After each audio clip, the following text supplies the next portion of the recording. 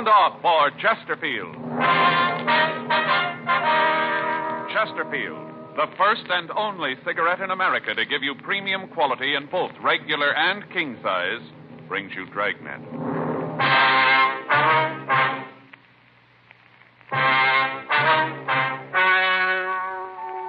Ladies and gentlemen, the story you are about to hear is true. The names have been changed to protect the innocent.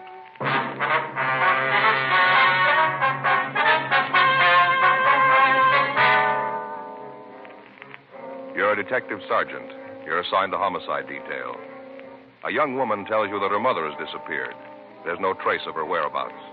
Foul play is suspected. Your job, investigate. First, we read you the 6-month report, then the 8-month report. Now, here is 10 full months of scientific evidence on smoking Chesterfield. A medical specialist is making regular bi-monthly examinations of a group of people from various walks of life. 45% of this group have smoked Chesterfields for an average of over 10 years. After 10 full months, almost a year now, the specialist reports he observed no adverse effects on the nose, throat, and sinuses of the group from smoking Chesterfield. That's the report. And Chesterfield is the first and only cigarette with premium quality throughout, in both regular and king size. Fine tobaccos, the world's best. Costly moistening agents to keep them always tasty, always fresh. And the finest cigarette paper money can buy. Yes, everything that goes into your Chesterfield makes it the premium quality cigarette. And it's the only cigarette that gives you this scientific evidence of real smoking pleasure. Try much milder Chesterfield today. They're best for you.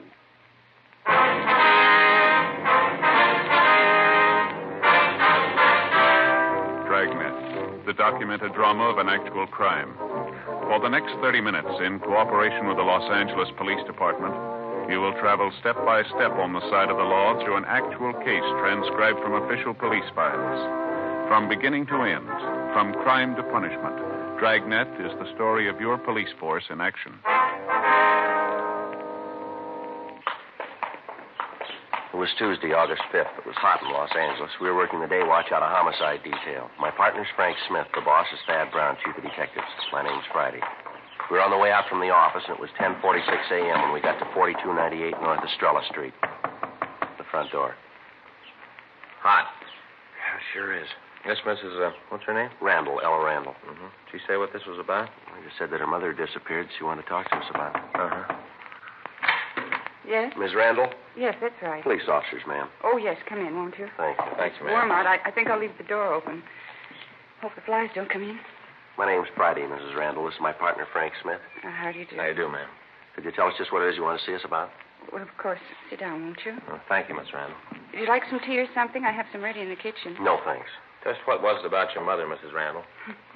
Now that you're here, I guess maybe I could be wrong about it. I was so sure. Well, just what is it, ma'am? Well, Mama's gone. I don't know how long it's been, but she isn't with Papa. Well, what's your mother's name, Ms. Randall? Bertha Schroeder. My father's Henry. Uh-huh. What makes you think there might be something wrong? You said on the phone that you were pretty sure that something had happened to her. Well, yes, I guess I ought to start at the beginning. It's kind of a dull story, but maybe it's the best way. All right, ma'am. You sure you wouldn't like a glass of iced tea? No, thanks, ma'am. Thanks just the same. Mind if I get some? It'll just take a minute. All right. Hey, it's a nice place, huh? Yeah, it is. Sure decorated nice. Hey, look at those trivets. What? Trivets. Those little things over the fireplace, those brass Oh, trivets. yeah. Faye's been wanting some of those. He used to use them to hold irons. You know, they get hot, and you put them on the ironing board so they won't burn the cloth. Put them on those things. Yeah.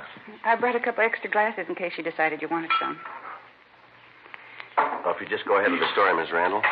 Yes, well, to understand it, really, you'd have to know Papa. Mm-hmm. He came over to this country when he was just a boy, only about 16 or so. Landed here and couldn't speak more than a dozen words of English. Went to work in New York. Worked as a construction man. Worked hard. Met Mama there, and they got married. Right after that, they moved out here. Bought a house, and Papa went into business for himself. Yes, ma'am. Well, maybe it was the life he'd had when he got here. I don't know, but he always treated Mama like she was so much dirt. Mean. Time went on, he got meaner to her. Remember when us kids were in school, he used to yell at her all the time. He'd get in a mood, and he wouldn't talk to any of us for days at a time. Is that so? I never knew how Mama took it. She never said anything, just stand there and let him scream at her. And when he was finished, she'd just kind of shrug her shoulders and take his kids out of the house, walk around for a while, and then go back to the house. By that time, Papa was so mad he wouldn't talk to anyone. Go ahead. Well, all of us kids married young. I got married when I was 16. The rest of the kids weren't much older than that. Papa didn't want us around after that. He said for us to get out and make our own way. He said that we had to, so there was no reason that we shouldn't. You sure you don't want some of this? No, thank you, ma'am. Thank you very much, ma'am. Would you mind going ahead, Miss Randall? Yes. A couple of months ago, I tried to call Mama. The operator told me that the phone had been disconnected. I beg your pardon? The operator told me that the phone had been disconnected when I tried to get hold of Mama. I see. And I waited a couple of days. I figured that maybe she'd call me. Yes, ma'am. Well, she didn't.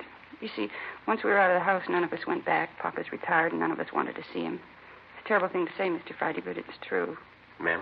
We all hated him, all of us kids, for what he'd done to us, the beatings and all, but most for what he'd done to Mama. She was only 52, and she looked like she was 92. It was terrible the way he treated her. I see. And like I said, we'd never go over there, but Mama'd come to see us whenever she could. She'd come over, visit for a little bit, talk about the kids and things. Yes, ma'am. Well, I didn't hear from her, and I got a little worried that maybe she was sick. If she was, I know that Papa wouldn't tell us, so I went over to the old house and I rang the bell. I was kind of braced because I thought I'd see Papa and there'd be an argument, but there wasn't. Ma'am? No argument. Oh. Papa didn't answer the door. Some young woman answered it, and I asked if I could see Mrs. Schroeder. Right away, I knew there was something wrong. Well, how was that, ma'am? Well, I could see inside the front door. The living room had all been changed around. There was new furniture. It looked like the walls had been painted, too. What did the woman say when you asked for your mother? She said they didn't live there anymore. Said that they'd rented the house, and that they'd been living there for the past month. Well, at first, I don't think I believed her. I asked her who rented the house to her, and she said Papa did. Then I asked her where he was. What'd she say to that? Well, she gave me his address. I went over there to talk to him. It was a little tiny apartment just off La Brea. He said that Mama was gone. I asked him where she'd gone, and he said that she was on a vacation. Well, I know him well enough to know that he'd never let her go away. Be no one to darn his socks and keep the house clean. Yeah? I wanted to know where she'd gone in this vacation. He said back to the old country. Said she wanted to see her family. He said that they'd gotten a letter from her sister that she was sick and wanted to see Mama. Well, right then I called him a liar. Told him right to his face that he was lying. I kind of thought that he'd hit the ceiling, but he didn't. He just smiled and said that I'd no call to say anything like that. He asked me why I said it. What was that? You thought that he'd hit what? Well, I thought that he'd hit the ceiling when I said that to him, when I called him a liar, I mean. I told him that if Mama had left, she'd have written, maybe not to me, but to one of the kids. I called around, and when I didn't hear from her, none of the kids had either. They were all worried about her, too. I see. Well, what did he say to that? He said he couldn't understand it, so that he'd gotten a letter. That he'd gotten it not more than a day or so before, that she'd arrived safe and was having a wonderful time. This was a letter, huh? Yes, this was a letter he got from Mama. Well, I told him I thought he was lying. Then he said that he'd show me the letter. Well, did he? Well, yeah, he showed me the letter, but he wouldn't show me the envelope, just the letter. He said he'd thrown the envelope away. Well, was the letter from your mother, ma'am? Well, sort of from the words it was. Told all about her trip and how she was enjoying herself. Said that she was with her sister and that she was getting better. And then she went on to tell how much she missed Papa and all. Well, right away, I could tell that it wasn't Mama's handwriting. She never wrote that letter. Beg your pardon? I said that I knew it wasn't Mama's writing on that letter. Yeah, well... Well, that's when I thought about calling you. Then later I remembered something, and then I made up my mind about calling you. Well, what was that, Miss Randall? Well, Mama only had one sister living. She died 3 years ago. 11:13 a.m. We continued to talk to Ella Randall. She told us that she was sure that her mother would not have gone off of her own free will. She said that when she last saw Mrs. Schroeder, she appeared to be in good health and in good spirits. We got the names and addresses of the other children in the Schroeder family. We also got the address of the Schroeder relatives in Europe. Ellen Randall told us that we could find her father at the apartment, and she gave us the address. 12:15 p.m. Frank and I drove over to see him. This is ridiculous, utterly ridiculous. Well, maybe so, sir, but we'd like to see the letter that came from your wife. We could. Officer, I'd like very much to show it to you. Really, I would, but I can't. Why not, sir? For the reason that I haven't got it anymore. I destroyed it, burned it a couple of days ago. Who's your wife staying with, sir? With her sister. Well, from what we can find out, sir, your wife's sister died 3 years ago. How could your wife be staying with her? All right, I suppose I might as well tell you about it. Doesn't seem to be any other way. All right, sir. Go right ahead. First off, my wife is not in the old country. She's not with her sister. What you heard is true. Officer, what I have to tell you is very hard to say. I find it hard to find the right words. That's all right, sir. You just go ahead. We've been married for 30 years. 30 years, man and wife, and then she did this. Almost broke my heart, officers. Is one of you married? Oh, yes, sir. My partner here is. Then you'd know what I mean. You'd know how it is. Sir? She left me. Packed her things and left. Didn't give me any reason. Just said she didn't want to be my wife anymore. Said she didn't want to share my roof. Just left. 30 years. All that time and she left. Well, what kind of terms were you and your wife on, sir? What do you mean, this term? Well, did you and your wife get along all right? Were you happy? Certainly. As I said, we were married 30 years. Yes, sir, I understand that. But did you ever have any quarrels? Sergeant, all married people have quarrels. Maybe the house isn't clean. Maybe dinner isn't big enough. Maybe the children get too loud. All married couples have quarrels. It's part of living together. Well, from what we understand, sir, some of the arguments you and your wife had were pretty serious. The people who said that are liars. They seem pretty sure. Liars, that's what they are. Oh, sometimes maybe I'd forget myself, get a little loud, but serious, never. How'd you get along with your children, Mr. Schroeder? My children? Yes, sir, that's right. How'd you get along with them? All right, they were a little wild. All the children over here are like that, wild. They don't respect their elders, but I got along good. There seems to be a difference of opinion on that, too, sir. We've heard that you and your children weren't on too friendly terms. And you believe this? You think that this is true? Mr. Friday, Mr. Smith, these were my own flesh and blood. I loved them, still do. Maybe that sounds hard to believe. I can imagine what you've heard. I know. I've heard about this before. I know who told you. You didn't think I'd know, but I do. It was Ella, wasn't it? Wasn't it? Who told us isn't important, sir? But it is. You see, this is very hard for me to say. 30 years married, and it is all a mistake. I knew it from the start. She was a shrew, Mr. Friday. I knew it right away, a shrew. Sir? My wife, Bertha, almost from the day we were married, she was a nag. All I wanted in life was to do a day's work and come home and read the paper, maybe have a pipe of tobacco, rest, work, and have my home. Maybe someday when the children were grown, they'd say, Papa was good. He gave us a good house, and he was good. That's all I wanted. Yes, sir? Bertha didn't want that. Always wanted more. For the children, she said. When I wouldn't kill myself at work, she'd get angry, talk loud to me. All I wanted was peace. When the children came along, she taught them just like her. How do you mean, sir? Told them what a mean man I was. Turned them against me. My own children. Taught them to hate their father. Their own father. Yes, sir. Well, why didn't you tell your children that your wife left you? No, Mr. Friday, I couldn't do that. This would break their hearts. They might hate me, but I don't want them to hate their mother. I couldn't do that. The Lord would never forgive me for that.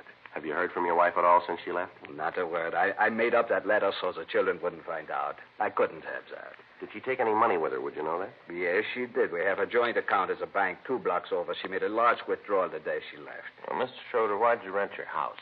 It was all by myself. The house was full of Bertha. All the things were hers. Everywhere I looked, I saw her. It hurt me, Mr. Smith. I had to get out, so I came here. It's not much, but I can read the paper and I'll send have a pipe of tobacco. It's peaceful. It's all I need. Uh-huh. What'd you do with your wife's personal effects? I don't think I understand, Sergeant. Her clothes, the furniture from the house, things like that. They're in storage. I had some men come out and take all of it away, stored it away. I thought that maybe someday Bertha would come back and we could take up where we left off. Yes, sir. Could you give us the name of the storage company where you left the furniture? Certainly. It's out on Pico. I can give you the address. Is that important? No, sir, not really. Just something we ought to check. Don't you think it might be better if you told your daughter about all this or about what's happened? No, Mr. Smith, it wouldn't prove anything. Nothing at all. Well, that's the way you want it, sir. There's nothing we can do about it. It's better, Mr. Friday, believe me, I know. If they hate me, there's not much I can do about it, but I don't want to bring them any unhappiness. I couldn't do that. Yes, sir. I'm 65 years old, Mr. Friday. I've worked hard all that time, harder than most men. Had 4 children. They're all grown. They have families of their own. All this, and I've got nothing. Nothing but lonely days and empty nights. Yes, sir. It's an awful thing, just awful. Sir? To work all your life and have nothing to show for it.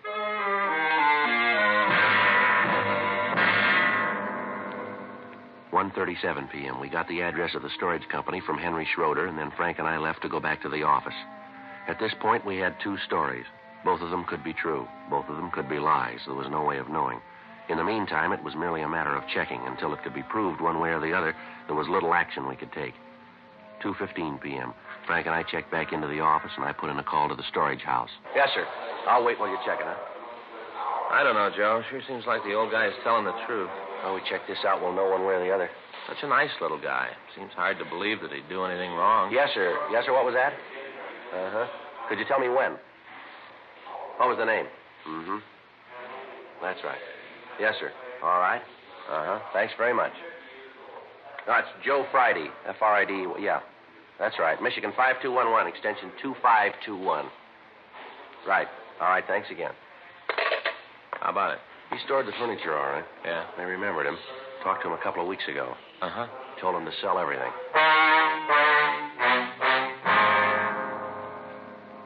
We drove out to the storage house and talked to the owner. He said that Schroeder had called them out to pack the furniture, and then he ordered it stored. A week later, he called back and told them to dispose of all the furnishings and personal effects. We called Schroeder's bank, and they told us that there'd been no large withdrawals on the date of her disappearance. Also, she'd drawn no checks since. We got in touch with the other children, and they verified their sister's story. They all said that the father was hard to live with and had, on several occasions, struck Mrs. Schroeder.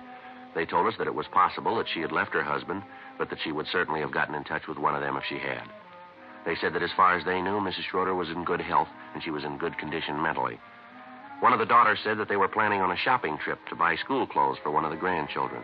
The woman went on to say that as far as she knew, Mrs. Schroeder would not have left without saying something to her about not being able to keep the appointment. We got in touch with Ella Randall. She said that she would like to accompany us when we talked to the neighbors of the Schroeder woman. She said that she could point out our mother's friends and that she would be able to trace her mother's movements about the neighborhood for us. 4:15 p.m. We picked her up. We talked to the neighbors, and they told us of hearing loud voices coming from the house. They said that Mr. Schroeder was always angry at his wife, and he made no attempt to hide it. 7:30 p.m. We went on to talk to the people who had rented the Schroeder home. Come on in. Thank you very much, Mr. Armstrong. It's my partner, Frank Smith. I did, Mrs. Randall. Yes, Mrs. Randall, I've met before. How are you, Mrs. Randall? How are you, Mr. Armstrong? Well, what's this all about? We'd like to ask you some questions about the Schroeders, if we could. Well, Mrs. Randall here would be able to answer them better for you. They're her parents. Well, yes, sir. We'd like some information from you, if we could. All right, go ahead. Don't think there's much I can tell you. Did you see Mrs. Schroeder when you rented the house? No, come to think about it, I didn't. Mr. Schroeder talked about her, but I didn't see her when we took the house. Uh-huh. How'd Mr. Schroeder act when you rented the place? I don't think I understand. Well, did he seem upset? Anything at all unusual about him? As a matter of fact, there was. What was that, sir? Well, the house was kind of old. You know, paint missing from some of the woodwork. Some of the paper was a little faded, and we asked him if he planned to fix it up before we moved it. You know, if he'd foot the bill. Yes, sir. We understand. Well, right away, I kind of expected an argument. He just seemed like that kind of a guy, you know, who wouldn't spend a nickel he didn't have to. Mm-hmm. Wasn't like that. Just smiled, say anything that we wanted, he'd have done. Real nice. Sure hasn't caused any trouble. Of course, there's no reason for him to. We pay the rent on time, take care of the lawn, the flowers. I think we're pretty good tenants. Sure is a difference. Never looked like this when we lived here. I remember that Mama would ask him to paint the place a little. Always raised the roof. Said there wasn't any reason to do it. Said to wait until the kids were grown and appreciated a house. Not like that with us. Well, he was with his own family. Even when we were gone, after we left the house, he said that there wasn't any reason to fix the place up. Said that Mama and him were the only people who ever saw the inside of it, and it didn't matter to them. Like I said, couldn't ask for a better landlord. Well, I kind of hate to ask this. Yeah? Well, I wondered if I could see the rest of the house. I'd kind of like to see what he did to it. Well, I guess it's okay. If it won't take too long, I gotta eat pretty quick. Got a bowl tonight. Team's playing the league championship tonight. Just a look. I won't keep you. Okay. Well, you know the house. Yes. This is the living room. Bedrooms are down the hall. This is dining room. Oh, pretty paper. It made Mama so happy to have this. Here's a bath. All new tile. Just beautiful. Yeah, makes it nice. Mm. It's a master bedroom. This was Papa's room. Sure is nice. Oh, look at the pretty curtains. Those are ours. We said we'd put drapes in every one of them, but Sally, it's a wife. She likes curtains. Uh-huh. We do, too. Use this for the oldest boy. This was Mama's room. Oh, it's just beautiful. That's a beautiful carpet. Yeah, he put that in, too. Didn't even have to ask for that. It's his own idea. Wall-to-wall carpeting. Mama always wanted it. The only room in the house that has it. Do you have a cellar in this house, Mr. Armstrong? Yeah. We use it for the freezer. Sally puts up canned goods in the summer. Keep them down there. I wonder if we could see it, please. Sure, but there isn't any change down there. He didn't do anything with the cellar. Yes, sir. It's all right, though. We'd like to see it. Oh, sure. Like to make it fast, so I got to eat, you know. Yes, sir, we understand. It won't take very long here. Shuts it down this way. Had to run electricity down there for the freezer. I guess he'd have done it, but it was just an extension cord. Thought about having it done permanently, but no real reason to. I understand. I'll go ahead and get the light. Yes, sir. You want to wait here, Miss Randall? Why? Well, no reason, ma'am. We just thought it might be better. Well, all right. I'll wait in the living room. All right, thank you. Come on, Frank. Yeah. Not very big, just room enough for the freezer and a few shelves. Uh-huh. Cement floor, huh? Yeah. Frank, Yeah? you want to swing that light up here? I want to check something here. Oh, sure. What's this room under, Mr. Armstrong? I mean, what's above it? Let's see. That'd be the master bedroom about to there. Uh-huh. The room next would begin there. Uh-huh. That'd be Mrs. Schroeder's room, wouldn't it? From what Mrs. Randall said, yeah. Uh-huh. You got a piece of paper, sir? I'd like to get up on the freezer. I don't want to scratch it here. Why, something you want? Well, I just like to look. Have a piece of paper, cardboard, anything, cloth? I don't see any. Go ahead. Just don't scrunch your feet around. It'll be all right. All right, sir. All right, Frank. Swing the light around, will you? Yeah. What is it, Joe? I'm not sure. You got your flash? Yeah, here you go. Okay. What is it? What do you see up there? We better call the crime lab and get them out here. What is it? See through the flooring up there. Yeah? Looks like blood.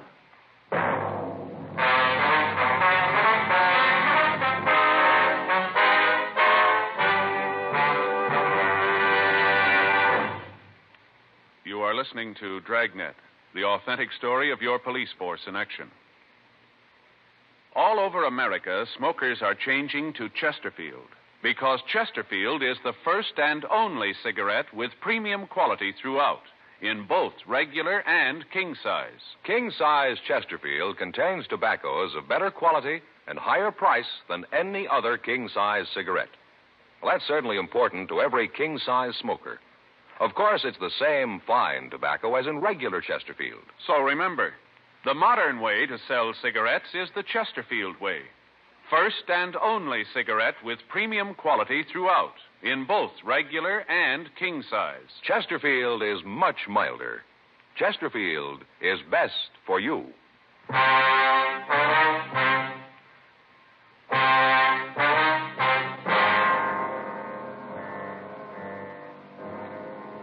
8:14 p.m. The crime lab was called, and they came out to go over the place. A benzodine test was run on the stains, and it was proved that they were blood stains. The carpet in the bedroom was removed, and additional stains were uncovered. Frank and I checked the cellar floor, but it was solid, and there was no evidence that any part of it had been torn up. A preliminary check was made of the yard, but we found nothing. The next morning at 7:58 a.m., we called the crime lab. They'd finished their investigation and told us that the stains were made by human blood. 8:10 a.m., Frank and I drove out to the house to continue our investigation. Boy, it's going to be a scorcher. Yeah, it looks that way. Did you check that corner of the yard over there? Yeah, doesn't look like anything's been disturbed. Well, let's talk to the neighbors again. There's got to be an answer someplace. Okay. You know, I'm going to tell Faye to get me some of those shirts with the holes in them. What do you mean, holes in them? You know, like they wear back east. Little bitty holes between the material. That way you don't get so hot. Yeah. Hey, wait a minute, Joe. What? There's something on the grass over there by the rose bed. Oh, probably a locket or something one of the kids dropped. A toy, maybe. Yeah, I'll get it. Give it back to Armstrong.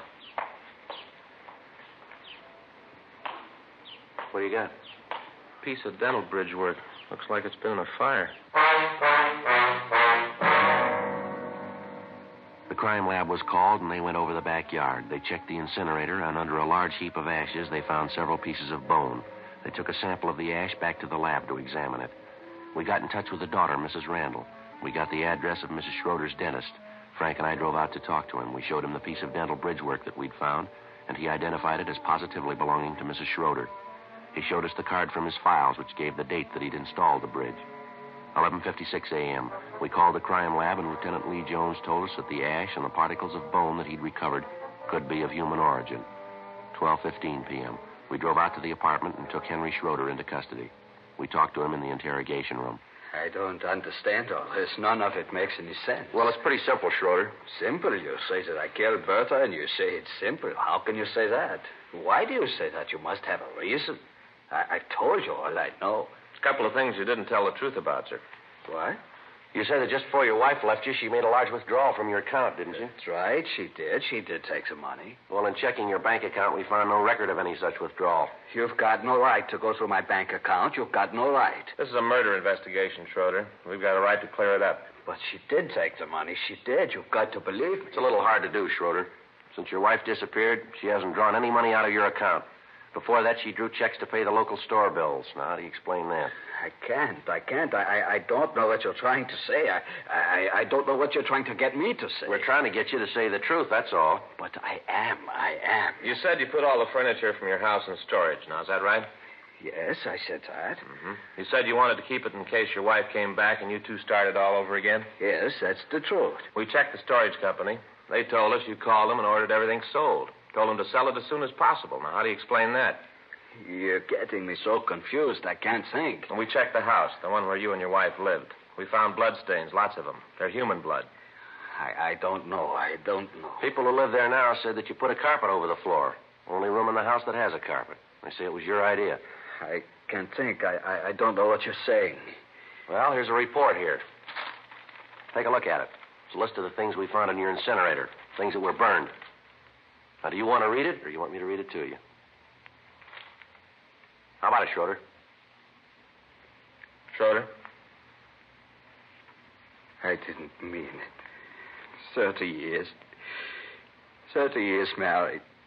I didn't mean to do it. I came home late. Real late. I'd been drinking. We had words. I hit her. I don't know what happened. I knew what I was doing. I kept hitting her. Then she was dead. I didn't mean to do it. I didn't mean to. She turns the kids against me. Turned everybody against me. 30 years married. She turned everybody against me. I'm afraid you got it wrong, mister. Huh? You did that yourself.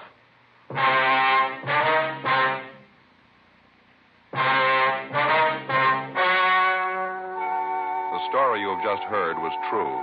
The names were changed to protect the innocent. On December 10th, trial was held in Department 87, Superior Court of the State of California, in and for the County of Los Angeles. In a moment, the results of that trial. Now, here is our star, Jack Webb. Thank you, George Fenneman. Friends, remember this. Chesterfield is the first and only cigarette with premium quality throughout, in both regular and king size. And Chesterfield is the cigarette that gives scientific evidence of real smoking pleasure. So try Chesterfields today. Either way, regular or king size. Chesterfield is much milder. Chesterfield is best for you.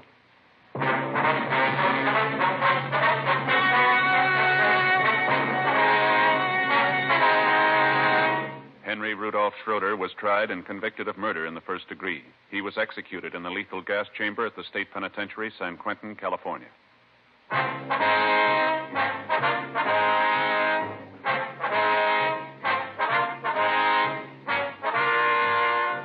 You have just heard Dragnet, a series of authentic cases from official files. Technical advice comes from the Office of Chief of Police W.H. Parker, Los Angeles Police Department. Technical advisors, Captain Jack Donahoe, Sergeant Marty Wynn, Sergeant Vance Brasher. Heard tonight were Ben Alexander, June Whitley, Harry Bartell. Script by John Robinson. Music by Walter Schumann. Hal Gibney speaking. For a million laughs, tune in Chesterfield's Martin and Lewis show Tuesday night on this same NBC station. And sound off for Chesterfield, regular or king size. You'll find premium quality Chesterfields much milder. Chesterfield is best for you. Chesterfield has brought you Dragnet, transcribed from Los Angeles.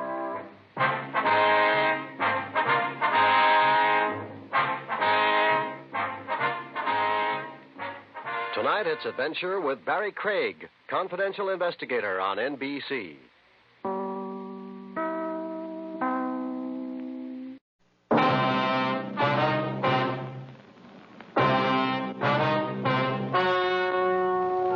Ladies and gentlemen, the story you are about to hear is true. The names have been changed to protect the innocent.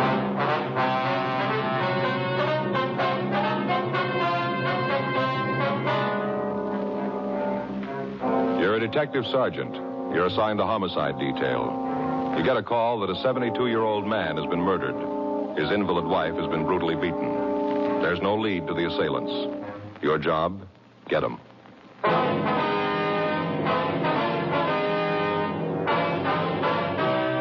Dragnet, the documented drama of an actual crime. For the next 30 minutes, in cooperation with the Los Angeles Police Department, you will travel step by step on the side of the law through an actual case transcribed from official police files. From beginning to end, from crime to punishment, Dragnet is the story of your police force in action.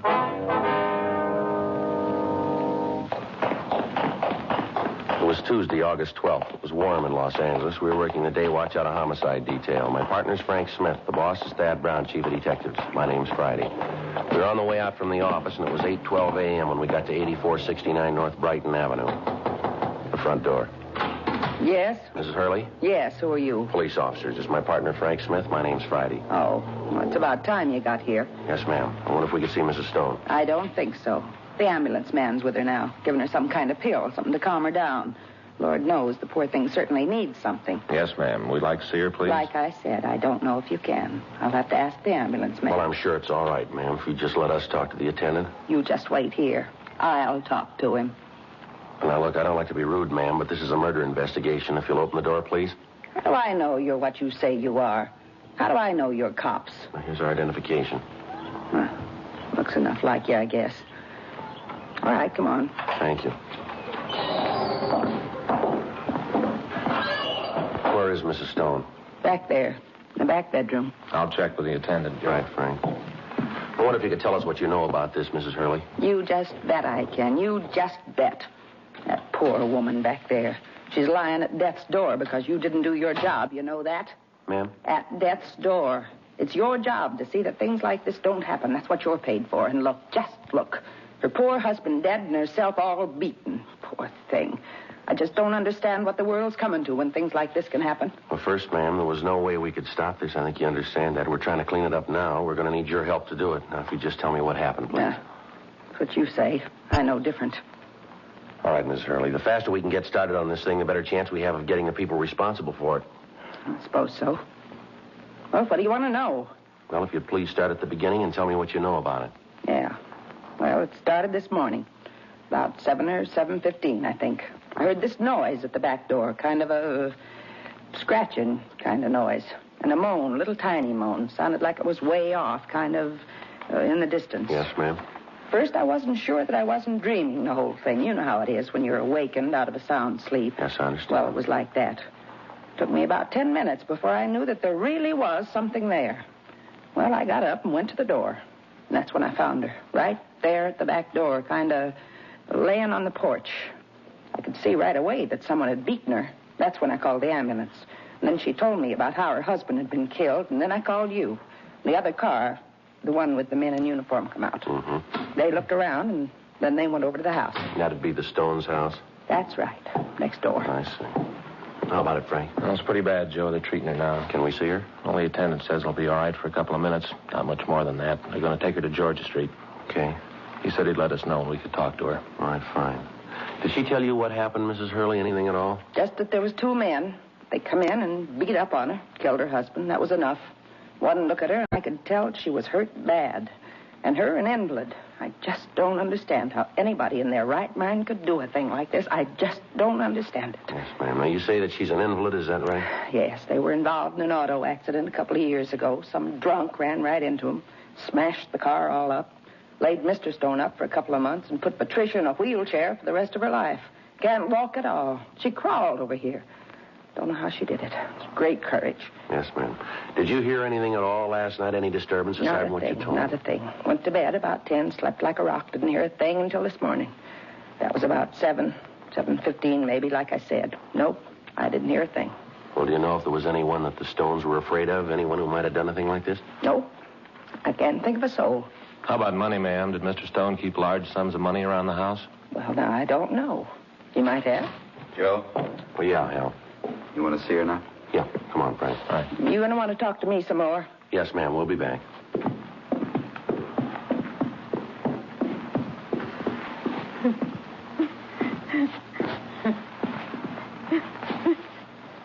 Stone? Mrs. Stone. Yes? Who is it? Police officers, ma'am. We know you don't feel well, but there are a few questions we'd like to ask, if you don't mind. You got the men yet? The ones who did this? No, ma'am, not yet. I tried to tell them. I tried. They just wouldn't listen. Ma'am. I told them to take whatever they wanted and leave us alone. Just leave us alone. I tried to tell them. They wouldn't listen. They killed Henry. They tried to kill me. Do you know who they were, Mrs. Stone? What? I say, do you know who they were? The men who did this, do you know who they were? Had you ever seen them before? No, I don't think so. It was dark. Then I heard them argue with Henry. I tried to get up. I tried to help him, but I couldn't. I screamed, but they didn't pay attention. Then they killed her. Ma'am, can you describe them for us? Tell us how tall they were, how they were dressed, maybe. They didn't know that I was there. Then they came into my room, and they said they'd kill the other one, so they might as well kill me, too. I tried to tell them to go away, and they wouldn't listen. They just hit me and hit me and hit me. There wasn't anything I could do. Did they drive a car, ma'am? Is there anything you can tell us that might help us in identifying them? Did one of them use a name, maybe? They locked me in the closet. They put that pillow over my head. I don't know why. I told them they could take what they wanted.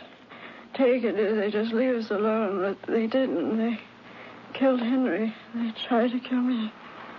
All right, Mrs. Stone, everything's going to be all right here. Don't worry now. Just try and get some rest. Doesn't matter much now. Isn't anything that matters anymore. Nothing now that they killed Henry. All right, ma'am. Please try not to get upset. Joe. Yeah. Better get her downtown. Well, how's it look for her, Hal? What are her chances? Depends. Yeah. How hard she wants to try.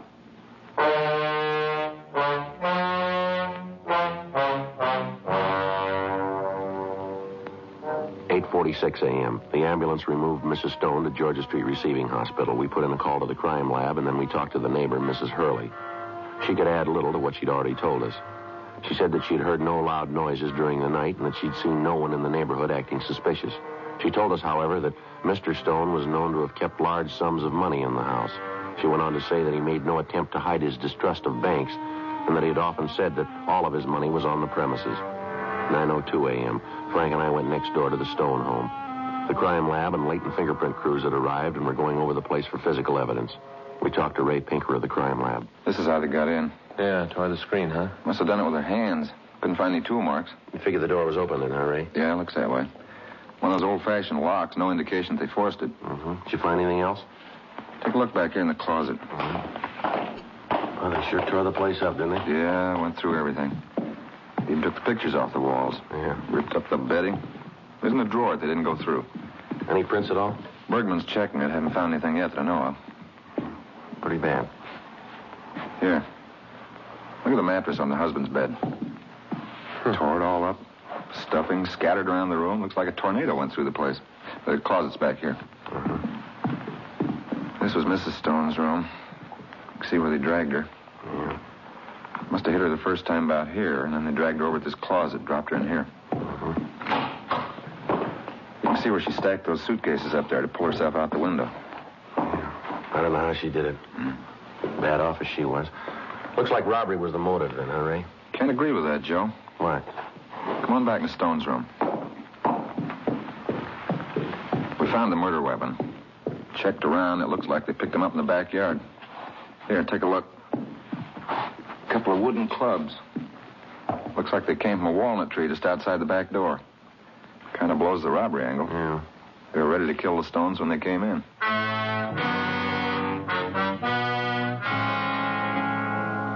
9:30 a.m. The crime lab finished their investigation of the house. The backyard and the surrounding ground were gone over. In the soft earth at the foot of one of the walnut trees, a pair of footprints was found and plaster casts were made of them. On the lower limbs of the trees, we found the place where the two clubs could have been taken. The rest of the yard and the immediate vicinity were combed, but we found nothing. 12:15 p.m. Frank put in a call to Georgia Street Receiving Hospital. They told him that Mrs. Stone had been given emergency treatment and then had been removed to the county hospital. Her condition was listed as critical. They said that it would be some time before we'd be able to talk to her. 1:30 p.m. We began to canvass the neighborhood. From the people in the surrounding houses, we found that Mr. Stone had retired from the wholesale grocery business about 10 years ago. He devoted himself to the cultivation of prize roses and the care of Mrs. Stone. The neighbors told us that the Stones were quiet and that they seldom entertained. 3:15 p.m. We went back to talk to Mrs. Hurley. I knew you'd be back. Ma'am? I knew you'd come back to talk to me again. Could have told you a lot, but I thought I'd just let you try and find out for yourself. Didn't do too well, did you? Did you? I don't think I understand, Miss Hurley. Simple. Anything you want to know about this neighborhood, you come to the source. That's me. Anybody knows what's going on here, I do. Yeah, well, if you had information that you thought we should have had, why didn't you tell us before, ma'am? I didn't want to. Ma'am? I said I didn't want to. I still say that you were responsible for this whole thing, done your job, and it wouldn't have happened. Oh, I still haven't forgot. Oh, no, sir. Now, look, Miss Hurley, this is a murder investigation. I told you that before. A man has been killed. A woman's been badly beaten. We're going to need all the cooperation from you that we can get. I'm ready now. What? I'll cooperate. I'll tell you what you want to know. All right, Miss Hurley. First, do you have any idea who might have done this? You just bet I have. Who, ma'am? Their boy. Only one that's mean enough to do it. Only one. Their boy? Sure. Herman Jr. He's the one. You just bet. Why do you say that? Because I know, that's why. Mean kid. Always had trouble with him. Because the only trouble ever was between Patricia and me. Troublemaker. That's what he was. Pure and simple, a troublemaker. How old is this boy, Miss Hurley? 36, a real monster. You know where the boy is now? No, and I'm not interested. Happiest day of my life when he moved out of the house. Oh, he and I used to get in some arguments. Little brat. Stand there and think he was so big. Finally, Mr. Stone saw it. Told him to get out. Moved right out of the house, bag and parcel right out. You mean that Mr. Stone and the boy had arguments? See? That's what I mean. No wonder people don't cooperate with you. I beg your pardon? I say something, then you ask me if I mean it. Of course I mean it. I wouldn't say it otherwise. Like people who ask, what time is it? You tell them, and then they ask if you're sure. If they don't want to believe you, why do they ask you in the first place? Yes, ma'am. Were you there at the time, ma'am? No, I wasn't. It was a warm night. Just a couple of months ago, all the windows was open, and I just couldn't help seeing into their house. You know, houses being close together, you can understand it. Yes, ma'am, we can understand. I don't like the way you said that, young man. Well, I didn't mean anything by it, Mrs. Hurley. Well, I suppose not. But I don't want you to get the idea that I'm the nosy type. Oh, no, ma'am, not at all. Well, anyway, Mr. Stone told Herman to get his things and get out. Right out. That night. Uh-huh. Well, did the boy leave that night? Oh, yes. Went right into his room and packed. Said he'd never come back, that he didn't want anything more to do with the old man. Mm-hmm. Then his father said that was the way he wanted it, that he was going to cut him out of his will. Well, you can just believe that's when the trouble really started. Well, now, where was Mrs. Stone all this time? Well, she was in her room, but she come out, wheeled herself right out, told them to stop this foolishness. She always was kind of pampering the boy. I think myself that's what caused him to be like he was. You know, tied to his mother's apron strings all the time. Yes, ma'am. That's when Herman said that about doing something. Said that the old man was senile. Said that he was crazy. And that the money was his, and he was going to see that he got it. Mm-hmm. Said he meant to have it if he had to kill somebody.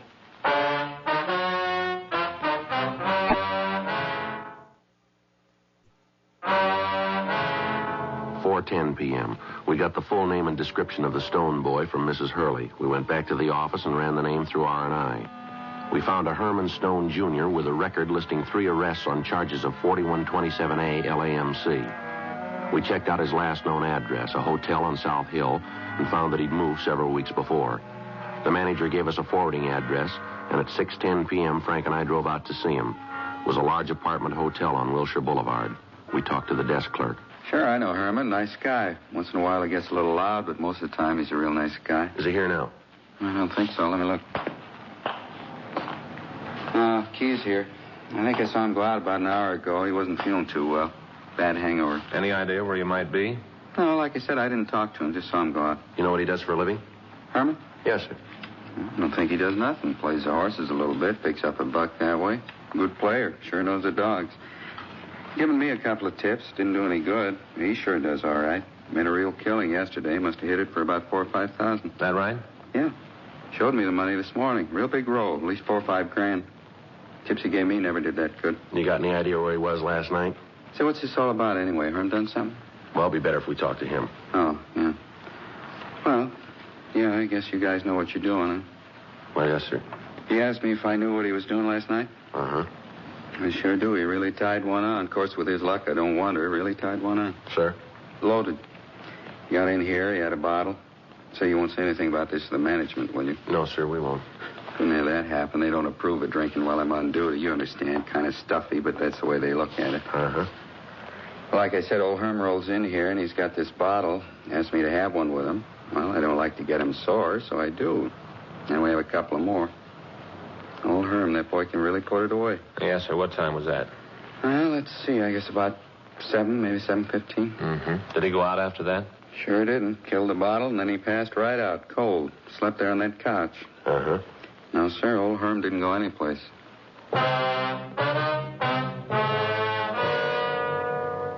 8:12 p.m. Herman Stone returned to the hotel. Frank and I talked to him for about an hour. He appeared quite shaken when we told him of his father's death. We questioned him about the money that he'd suddenly come up with. He explained that he'd won it at the races. He gave us the name of the man who accompanied him to the track. Frank and I checked with him and found that Stone's story was true. We checked his shoe size and found that it was not the same as the print found at the scene of the murder. 10:46 p.m. We called the office and they told us that we'd gotten a message from the county hospital. Mrs. Stone was able to talk. She wasn't completely out of danger, but barring a relapse, she was expected to recover. Frank and I drove out to the hospital and talked to her. I wish I could help you more than I have, but there just isn't anything else. Well, could you give us any idea of about how tall they were?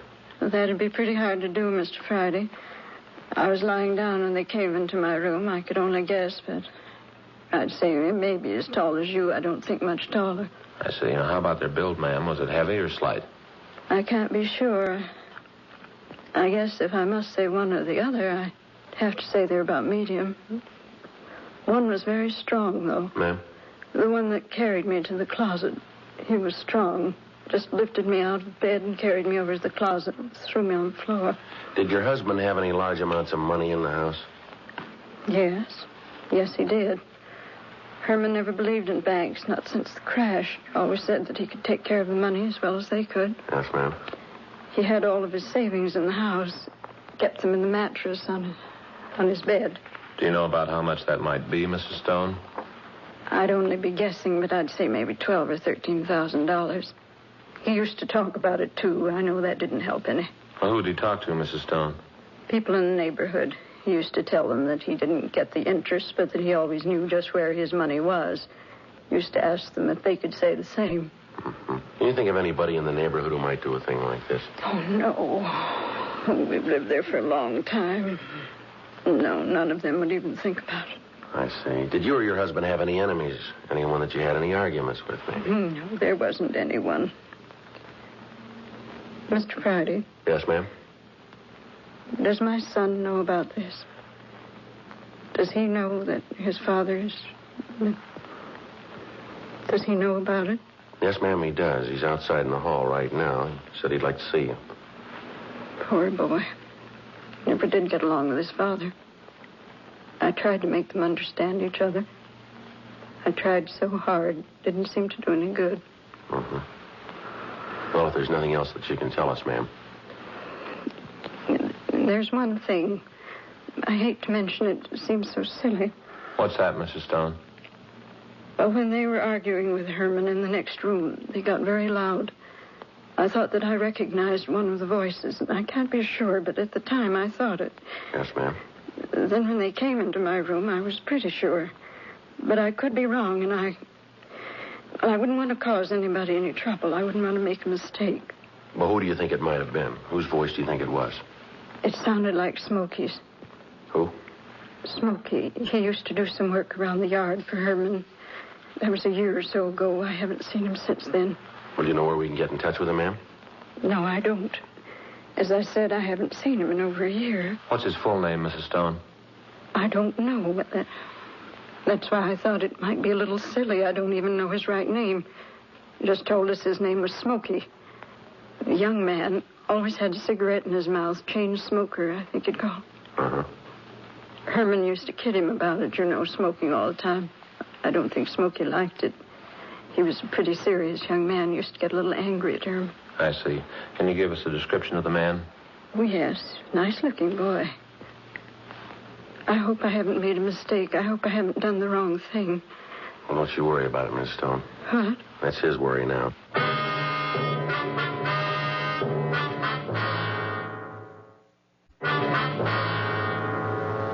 We continued to talk to Mrs. Stone. We got the description of the handyman who'd worked for her husband. 11:28 p.m. We went back to the city hall and ran the name and description through the moniker files in R&I. We came up with one good possible. In checking his record, we found that his full name was Charles P. Roxford. His age was listed as 37 years. The rest of his description matched the one we'd gotten from Mrs. Stone. He had an arrest record listing several charges of forgery, and at that time there was an outstanding warrant on him for check passing. We went back to the office and called Forgery Division. Yeah, Roxford. Yeah, that's right, Charles R. Huh? Oh, we want to talk to him about a killing out on Brighton. Yeah. What? When was that? Yeah. Okay, we'll be right there. Well, that's a break. What do you mean? They know where he is? They got him.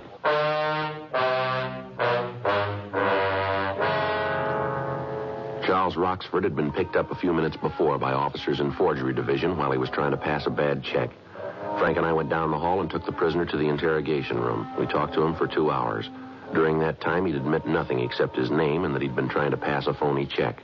You're off your rocker, and you know it. You got me for one thing, hanging paper. That's it, and you can't make anything more out of it. How about this money we found on you? Yeah, how about it? Where'd it come from? I won it. Where? In a crap game. Where was the game? I forgot. It was a floating game. Moved around a lot. You worked for the Stone family a year or so ago? I don't know. I might have. I worked for a lot of people. You worked for them? I might have, like I said. They seem to think you did. All right, so I did. What's that mean? You ever have any arguments with Stone? No. Got along good. Never had no trouble. His wife thinks different. Oh, that's so? That's right. And she's off a rocket, too. Now, look, maybe you guys got all night, but I You haven't. aren't going anyplace. Well, how about booking me in? Let's talk in the morning, then, huh? All right, fine, Roxford. As soon as you answer a few more questions I for told us. you all I know. Maybe you forgot something. Let's go over it again. What do you say?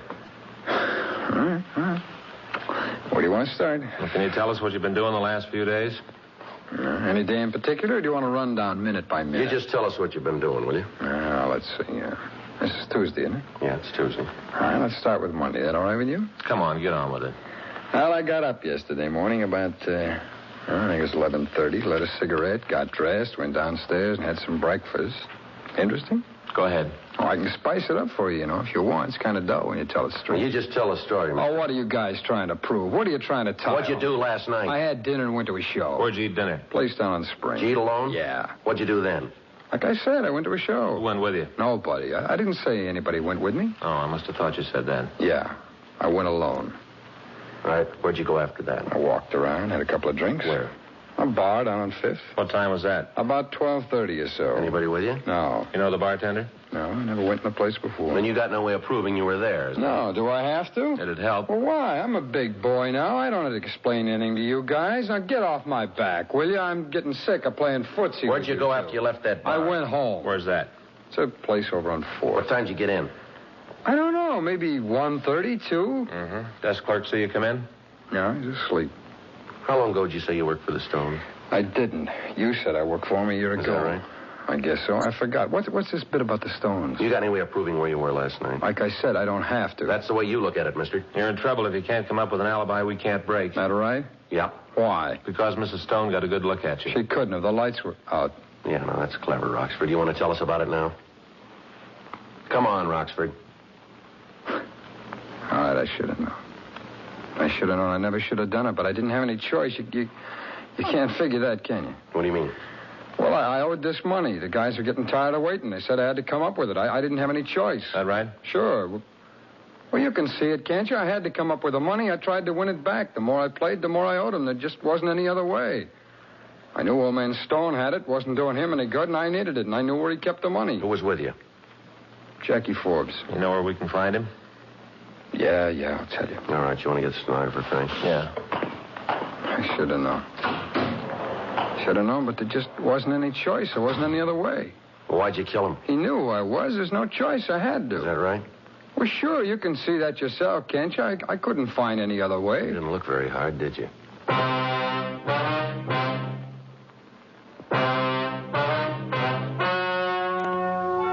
The story you have just heard was true. The names were changed to protect the innocent. On December 10th, trial was held in Department 89, Superior Court of the State of California, in and for the County of Los Angeles. In a moment, the results of that trial.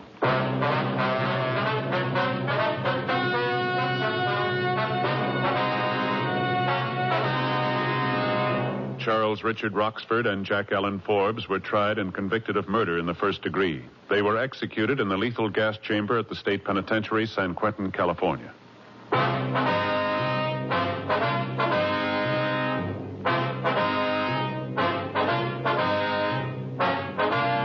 You have just heard Dragnet, a series of authentic cases from official files. Technical advice comes from the Office of Chief of Police W.H. Parker, Los Angeles Police Department.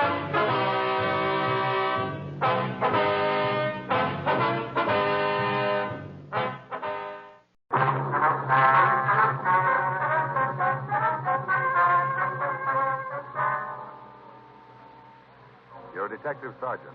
You're assigned to Bunko Fugitive Detail. You get a call from another city to pick up a burglary suspect. You know the name he's using. You know where he's living. Your job, pick him up.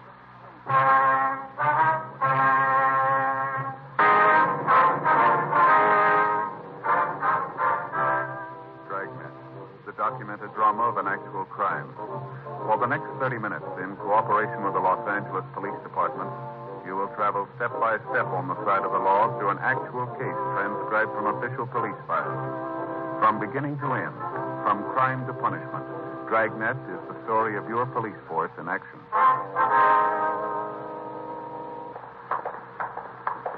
It was Tuesday, June 4th. It was hot in Los Angeles. We were working the day watch out of Bunko Fugitive Detail. My partner is Frank Smith. The boss is Captain Steve. My name's Friday.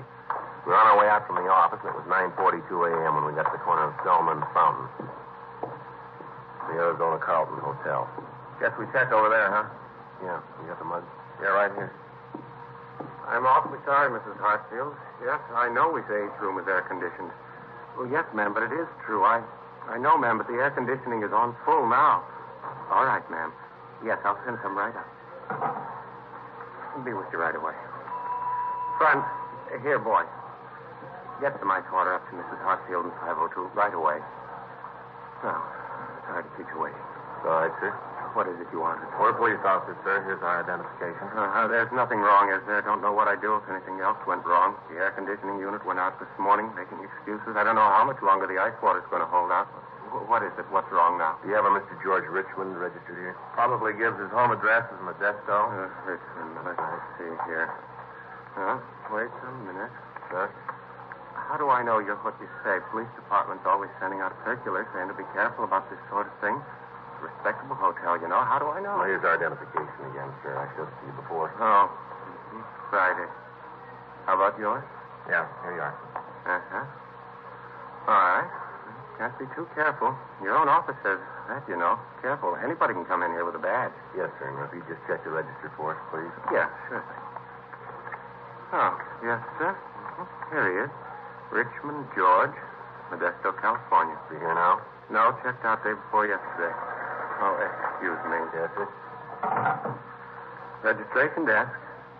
Yes, Mrs. Hartfield. Yes, ma'am. I know that's what we advertise. Well, yes, ma'am, but it's on the way up. No, ma'am. I sent the boy myself. Yes, ma'am. I'm sure he'll be there. All right, Mrs. Hartfield. Yes, ma'am. I may quit. Now, what was it you wanted with Mr. Richmond? Well, you said that he moved out, huh? Yes, bag and baggage the day before yesterday. Did he leave any forwarding address? No, I talked to him when he left. Didn't say a word about where he was going. Uh-huh. Was there anyone in the hotel he was especially friendly with? Anybody who might know where we can reach him? No, kind of kept to himself. Nice fella. Sure tipped good. Kept to himself, though. Uh-huh. Is there anyone around the place who might know where he was going? Bellboys, maybe the waitress in the coffee shop? Oh, no, I hardly think so. He didn't eat here. Don't blame him. Well, thank you very much, sir. Here's our card. If you hear anything from Mr. Richmond, we'd sure appreciate a call. You bet. I'll give you a ring. You got any mail while he was staying here? No, nothing. Not even a phone call. Didn't use the room for anything but sleep. Real quiet. Good tipper, though. Did he drive a car, do you know? No, not that I know of. Say, come to think of it, you might check with Ernie. Ernie? Yeah, drives the cab, usually right out in front. He picked up Mr. Richmond one night. He might be able to tell you something. All right, sir. Thank you very much. If anything comes up, appreciate that call. Okay. Hope you get what you're looking for. Registration desk? Yes, Mrs. Hartsfield. Let's go, Frank. All right. I know, ma'am, but the ice water's on the way up. I can't understand why it isn't there, but I am the manager. The fellow out there might be him. Yeah. Excuse me a minute. Yeah? Your name, Ernie? That's right. What can I do for you? Police officers. We'd like some information. Well, I got a permit to park here. No, it's not that. We'd like to know if you remember picking up a George Richmond here. Oh. Richmond, huh? Yeah, that's right. Richmond. No, name doesn't make any bells ring. What's the guy look like? Can you get those mug shots, Frank? Oh, yeah. There you go. Are you a cop, too? Yes, sir. I'm an officer. Yeah. You kind of look like one. Is this the guy? Yes, sir. That's him. You remember picking him up? Yeah, seems I've seen him before. Yeah. Good tipper. Yeah, I picked him up. Let's see, a couple days ago. Drove him downtown. Sure, downtown. Remember where you took him? Yeah, it was a couple days ago, like I said. Yes, sir. I haven't got the slightest idea.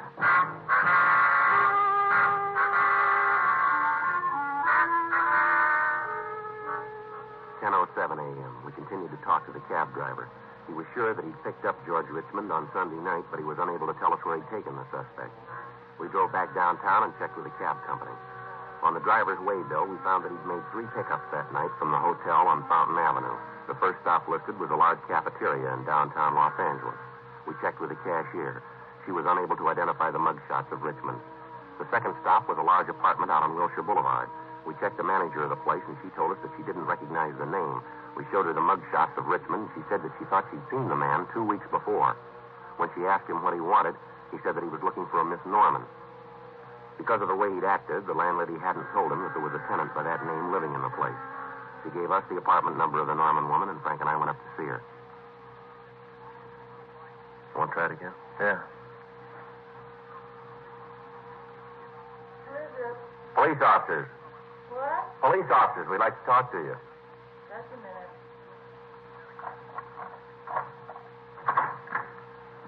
And what's this all about? Miss Margaret Norman. Yeah, that's right. What do you want with me? What if we could come in, please? Be a little better than talking out here in the hall. Yeah, I guess so. Come in. Thank you. My name's Friday. This is my partner, Frank Smith. Pleased to meet you, ma'am. Yeah. Hi. You alone here, Miss Norman? Yeah, I just got up.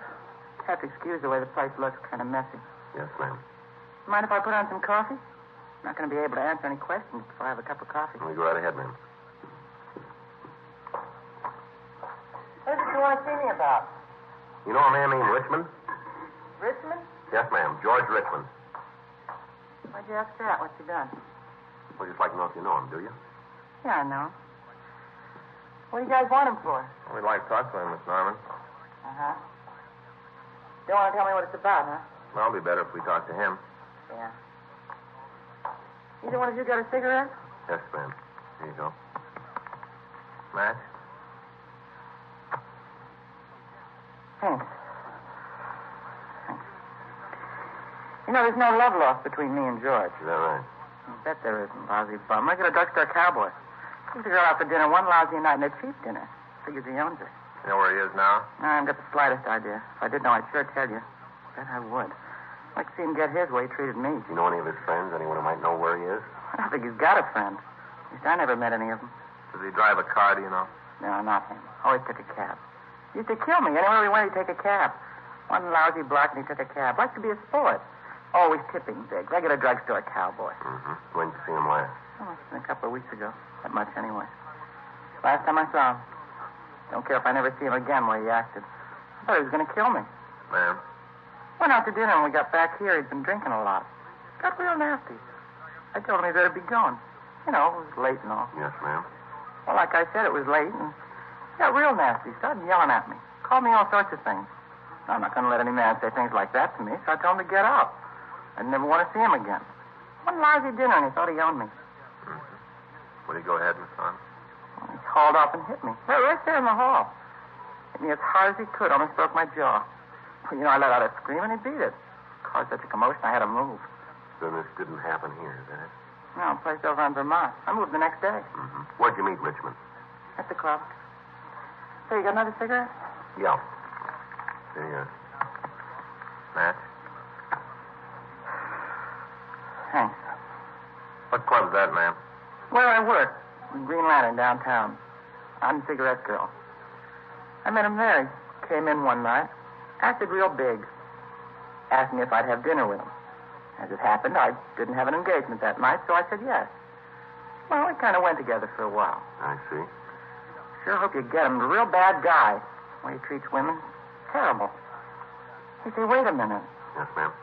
I know someone who might be able to tell you where he is. Who's that, ma'am? A fellow named Hank. He used to hang around the club. I saw George talk to him at the bar once in a while. Well, do you know where we can find this fella, Hank? No, but I can tell you where his girlfriend lives. That help? Yes, ma'am, it will. Place over on 3rd out near Fairfax. Do you know his full name, ma'am? Gee, I gotta think about that. Let's see. Jeanette, that's the girl. Jeanette introduced him as Palmer. That's it, Hank Palmer. I don't know about him, though. Well, what's that, Miss Thorne? He's a real mean one.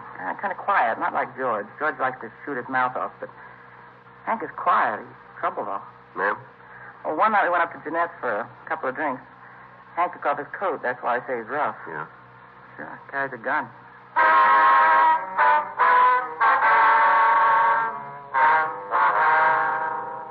1:45 p.m. We got the description of Hank Palmer, and then Frank and I drove back to the city hall. We ran the name and description through R&I, but we got no mate.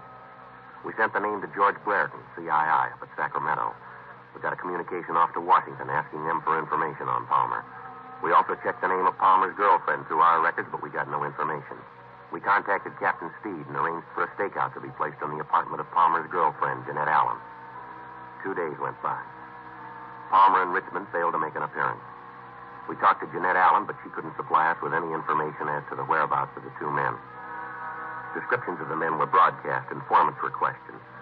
We contacted the Modesto Police Department, and they sent us all information on the places Richmond was known to frequent while he was in Los Angeles. The kickback from Sacramento and Washington gave us no new information on Richmond, but Washington had him listed as having 2 arrests for armed robbery and ADW in the East. Another week passed. The stakeouts on Jeanette Allen's apartment continued. No sign of either of the men. Sergeant Al Panoges of the Bunko Fugitive Detail worked with us in trying to trace their movements. On Saturday, June 15th, we got word from an informant that Richmond and Palmer had been seen in town. We checked with the stakeout at the apartment, but they'd seen nothing of the two men. Frank, Al Panoges, and I drove out to relieve the stakeout. Hey, Panoge. Yeah, Frank. Sure hot in this room, isn't it? Air just laying there. Yeah. Paper says it's the hottest June 15th on record. Say, Miss Allen. Yes, Sergeant? Now, you haven't heard from Palmer at all since he got back, is that it? No, not a word. I don't really believe he's in town. I'm sure if he was, he'd look me up. Never done this before. Uh-huh. Say, would it be all right if I got a glass of water, miss? Sure, help yourself right out in the kitchen. Thanks. How about you, Joe? Want some? No, thanks. Al? Yeah. Joe? Yeah? Cab's stopping out in front. Man getting out. I see one of them. Guy's wearing an overcoat. On a day like this? You coming in here, Al? Yeah. Yeah, cab's pulling away. Okay. I'm going to take that side of the door, Frank. Right. You better go into the bedroom, Miss Allen. You think there's going to be some trouble? Well, it depends on the way he wants it. Oh, well, I guess you know best. I hope not. All I need is to have to move again.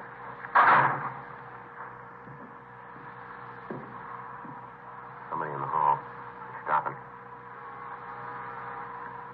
All set? Right. Who are you? You Hank Palmer? Yeah, so what? Police officer. Lousy cautious, Joe. He's got a gun. I'll get him. All right, hold it up, Palmer. Stop or I'll fire. Get away from me, cop! Hold it up, Palmer. All right. Come on, pull out of here. Come on, go.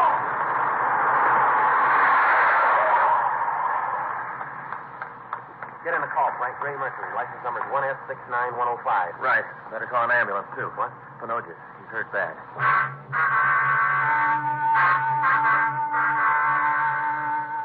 June 15th, 8:40 p.m. Sergeant Al Panoges was removed to Georgia Street Receiving Hospital. His condition was listed as critical. The bullet had entered his chest and was still embedded below the left lung.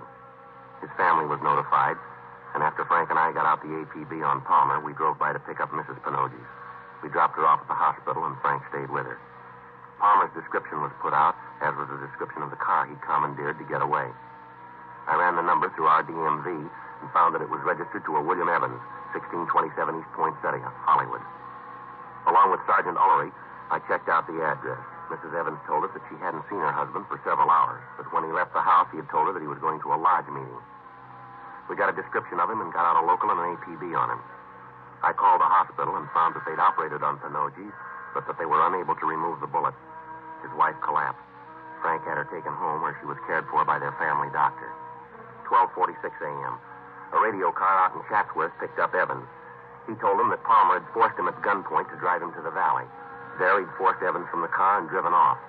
Evans couldn't give the officers any idea of where the suspect might have been headed. 2 hours later, the car was found abandoned on Spring Street. It was placed under surveillance, and a dragnet of the downtown area was started. Metro Division assigned 20 teams of men to make a block-by-block search of the vicinity. The details at the bus stations and at the airports were alerted. 4:12 a.m. I got a call from Frank, and I drove over to Georgia Street Receiving Hospital. Hi.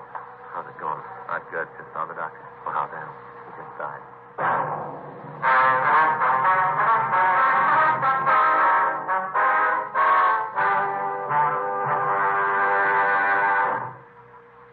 You are listening to Dragnet, the authentic story of your police force in action.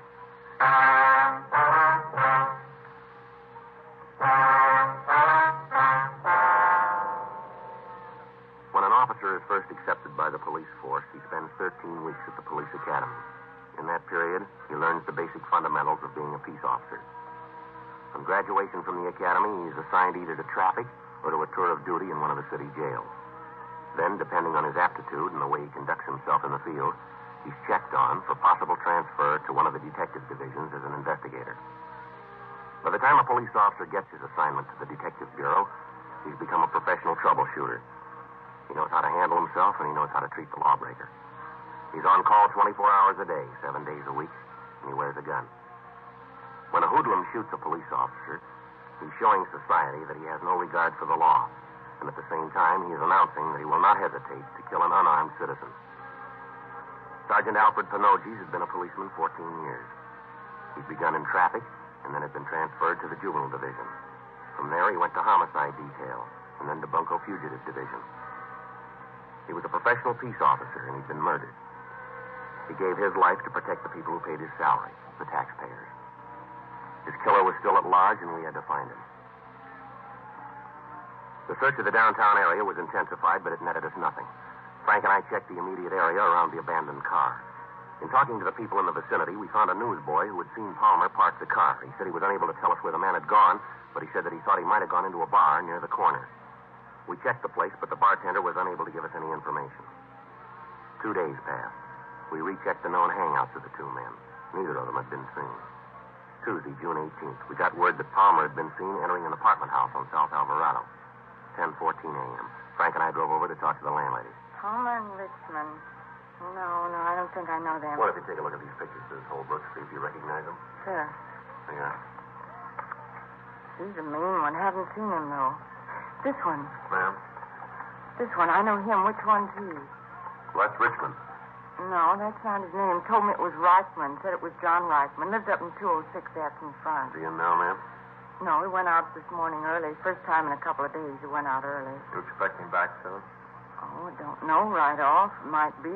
I don't generally know when they're coming back. Don't keep tabs on them, you know. Them? Yeah, his tenants. A nice bunch, most of them quiet. Had a full place last 2 years. Uh-huh. How long is this, Reichman? Yeah, that's it, John Reichman. How long has he been here? Oh, he's kind of new. He took over the room from a friend of his. Yes, ma'am. Does he have any friends in the building, anyone that he sees quite a bit of? Well, now, there's a girl in 306. He sees quite a bit of her. Oh, who's that, Miss Holbrook? That'd be Barbara McIntyre. Nice girl. Dancer. Works downtown at one of the clubs. She in now, would you know? Oh, she should be, yes. Hardly ever gets up much before noon. Hardly ever. She works late, you know. Yes, ma'am. Does Richmond drive a car? Richmond? Oh, dear, now. Well, I don't know. I don't think so. Seems like he's always coming home in a cab. Comes in at all hours. I don't think he's going to last here. Why say that, ma'am? Because I don't think he will, that's all. Plays the radio late, makes noise, you know. Then there was a fight. The girl didn't want to do anything about it, but I certainly think she should have. Oh, what's that about, ma'am? Oh, one night, let's see, it must have been about a week ago. Reichman or Richmond or whatever his name is came home, and he was... Well, he'd been drinking quite a bit, you know. Yes, ma'am. Well, he went up to the girl's apartment, and they had an awful brawl. screaming and yelling an awful brawl. I went up and asked her if there was something I could do, but she yelled through the door and said no, that everything was all right. Of course, it wasn't. Ma'am? Well, the next day, the poor thing had a black eye that just wouldn't stop, all bruised up. Had a bandage right here on her forehead. Must have hit her awful hard.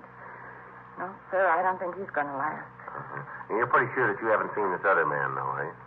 Well, let me see that picture again. Mm-hmm. This one. No, I'm positive. I never saw him. Of course, that don't mean he wasn't here. Ma'am?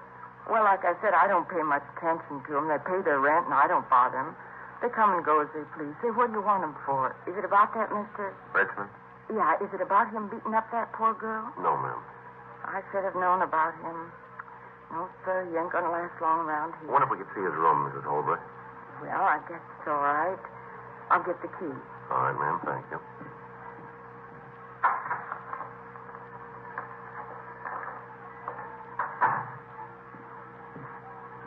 Here you are. It's right up the stairs and then to the front of the hall. It's on the right at the far end of the hall. Well, we'd rather you'd come up with us, ma'am. Oh, well, all right. Glad to help. The way he must have beat that girl, a fiend, that's what he is. Sure isn't going to last long around here. No, ma'am, he sure isn't.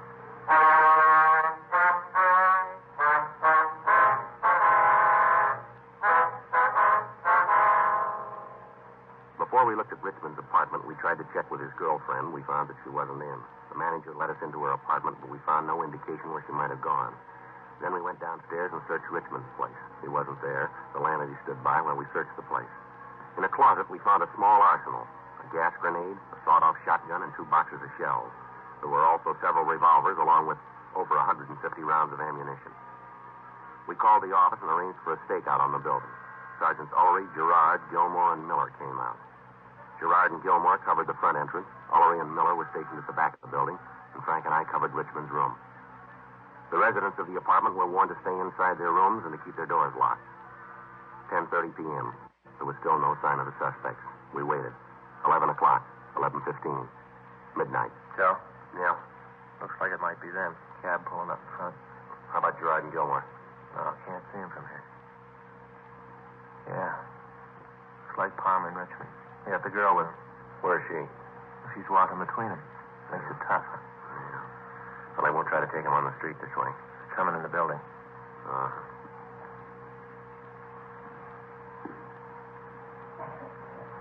They should be here pretty quick. Yeah, figures if they're coming here. Upstairs. Bill's apartment. Sounds like it. What if they went in with her? We'll just have to wait. Wait a minute. Somebody outside there in the hall. Yeah. Hold it. I don't feel right, I tell you. It's too quiet. Something's up. All right, mister, let's hold it. Got it, George, beat it! All right, give it up, Palmer. Well, they made the street. No more Gerard could get him. Look at that car, Joe. Let's go. Looks like they're next door. You want to cover me while I try to get over there? All right, take it easy. Right. You all right, Frank? Right. All right, I'm coming over. I'll cover you. You see Gilmore and Gerard? Yeah, behind the Buick over there. Come on out of there. Richmond, Palmer, come on. Throw the guns out. You come in and take it, cop. Give it up, Richmond. You're at a dead end. There's no way out of there. And we'll make one. They're coming out, Joe. Okay, I quit. You got Richmond, I quit. Now don't shoot anymore. Please don't shoot anymore. You won't shoot anymore, will you please? Throw that gun out here. Come on. All right. Here it is. I'm throwing it out. Now don't shoot anymore, please. All right, I'll take Richmond. All right. I haven't got his gun. I gave it to you. I'm hurt. Can't you see that? I'm hurt bad. I told Gilmore to call the ambulance. Richmond's dead. How about this one? Well, he's hit. I don't know how bad. I should have known not to kill a cop. I would have been like this if I hadn't killed that cop. I didn't mean to. I got scared. That's all, scared. You can understand that, can't you? Yeah, you want to shake him, Frank? Yeah. Watch it, Frank. He's got another gun.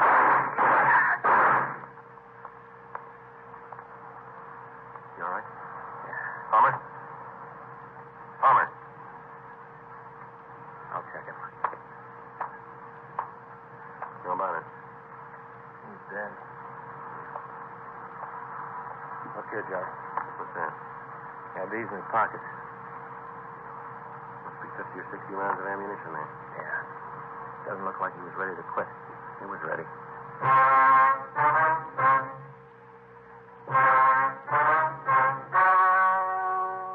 The story you have just heard was true. The names were changed to protect the innocent. On July 26th, an inquest was held in the coroner's office in and for the county of Los Angeles. In a moment, the results of that inquest.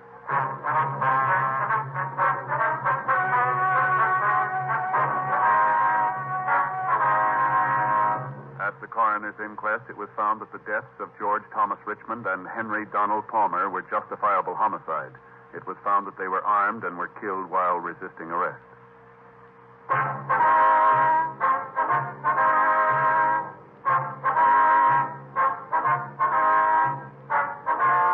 You have just heard Dragnet, a series of authentic cases from official files. Technical advice comes from the Office of Chief of Police W.H. Parker, Los Angeles Police Department. Technical advisors, Captain Jack Donahoe, Sergeant Marty Wynn, Sergeant Vance Frazier. Heard tonight were Ben Alexander, Joyce McCluskey, Paul Richards. Script by John Robinson. Music by Walter Schumann. Hal Gibney speaking.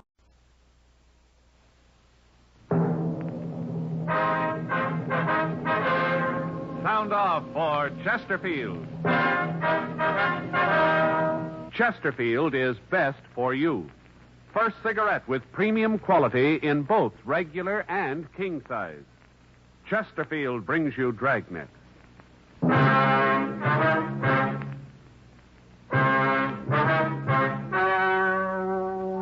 Ladies and gentlemen, the story you're about to hear is true. The names have been changed to protect the innocent.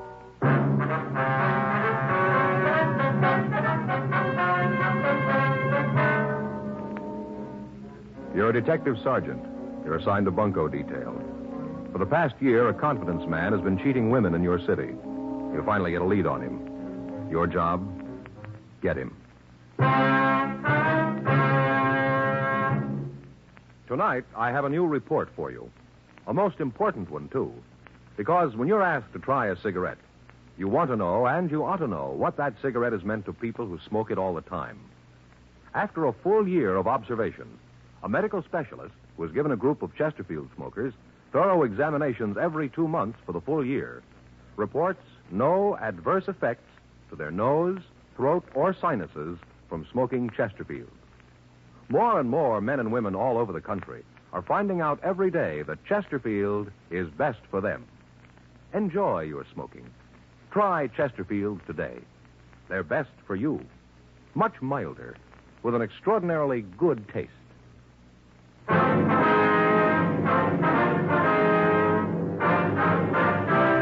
Dragnet, the documented drama of an actual crime. For the next 30 minutes, in cooperation with the Los Angeles Police Department, you will travel step by step on the side of the law through an actual case transcribed from official police files. From beginning to end, from crime to punishment, Dragnet is the story of your police force in action. It was Wednesday, February 12th. It was cold in Los Angeles. We were working the day watch out of bunco detail. My partner's Frank Smith. The boss is Captain Steve. My name's Friday. We were at the Armstrong Thomas department store cafeteria, and it was 3:14 p.m. when I got back to the table. Here, Joe. Let me give you a hand. Oh, thanks. Here you are, Miss Terrence. Thank you. I wonder if you'd tell us what this is all about now, ma'am. Surely. Sorry you had to wait, but I thought it might be better if we talked up here. Yes, ma'am. Would you pass the sugar, please? Oh, yes, ma'am. Here you are. Well, it's not a pretty thing. I don't know how I could have been so foolish. But I guess when you get to be my age and you haven't got anything, almost any attention makes you forget. Yes, ma'am. How'd you first meet this man, Benton? I saw him first at a musicale. I met him very briefly that night. He called me the next day, said that he wanted to see me again. Well, I told him that I didn't think it'd be proper, but he insisted, so that night we had dinner together. He seemed so nice, I still can't believe it. Yes, ma'am. Such a wonderful time. I didn't think anybody could be so happy. We ate at a wonderful little place down at the beach. Then we went for a long drive and listened to the music on the radio. Just beautiful. The way the ocean looked, all moonlight and all. Mm-hmm. When'd you see him again, ma'am? Not until he left. He'd call a couple of times a day. It got a little embarrassing. The girls at the store here got to kidding me about it, but I didn't care. Then he told me he wanted to marry me. I couldn't believe it. So wonderful. Yes, ma'am.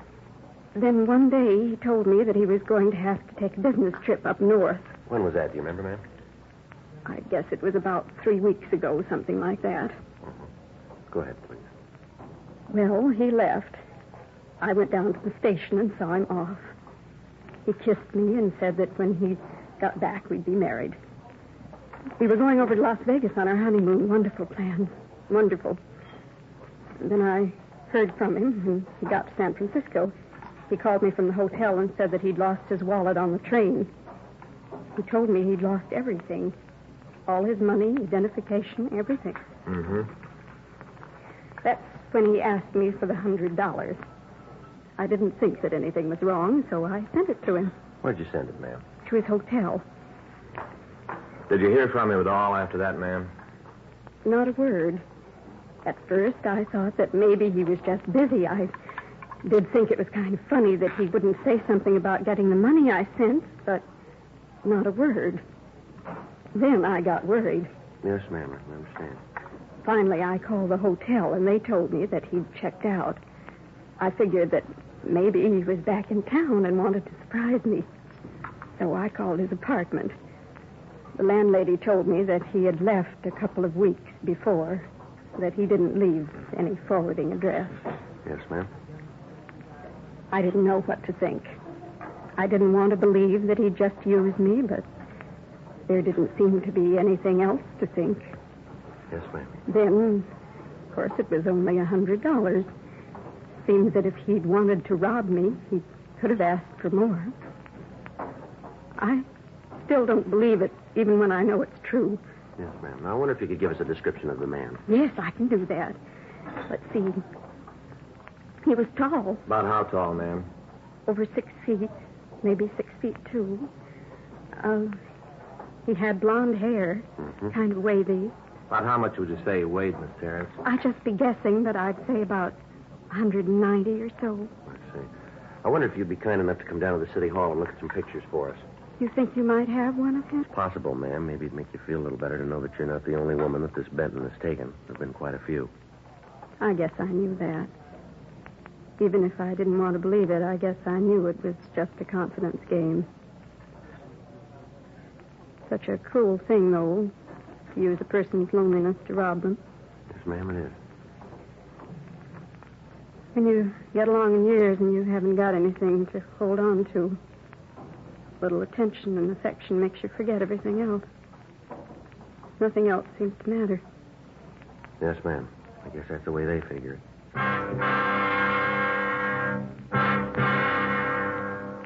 Frank and I had been looking for Jonathan Benton for the past year. During that time, he'd taken approximately $37,000 from women in the Los Angeles area. His method of operation was to answer the ads in the personal columns of the daily papers. He'd give the woman a whirlwind courtship, then under the pretext of having to clean up some business before marriage, he'd leave town. He'd call the next day and give them the story about losing his wallet and identification. He'd ask them for $100. This in itself was to throw off the suspicions of the victim. In the event that they suspected that they were being taken in a racket, $100 was small enough so that their fear would answer about 20 to 30 of these ads at a time. And the request for money would hit all of the suspects at once. We'd had several complaints lately, and there was no way of knowing how many women were being taken and were too embarrassed to report it to the authorities. 4:30 p.m. We drove Miss Terrence back to the city hall and had her check the mug books. She was unable to give us an identification, however. Another month passed. During that time, we received 14 more complaints. In all instances, the description of the suspect matched that of Jonathan Benton. All available sources of information were checked. Bulletins had been gotten out carrying his description and the name he used. No result. On Wednesday, March 25th, we got a call that a man answering Benton's description had placed an ad in the personal columns of one of the daily papers. He'd used the name of Thomas Conant. The clerk at the ad counter gave us his address, and at 5:32 p.m., Frank and I went out to talk to him. Yeah? You Thomas Conant? Yeah, that's right. What can I do for you? Police officers would like to talk to you. Oh, sure, come on in. Always glad to talk to the law. This is my partner, Frank Smith. How do you do, Mr. Smith? How do you do, If you boys will come on in, I'll shut the door. Thank you. Now, what's this all about? Well, sir, did you put this ad in the paper? Let me see.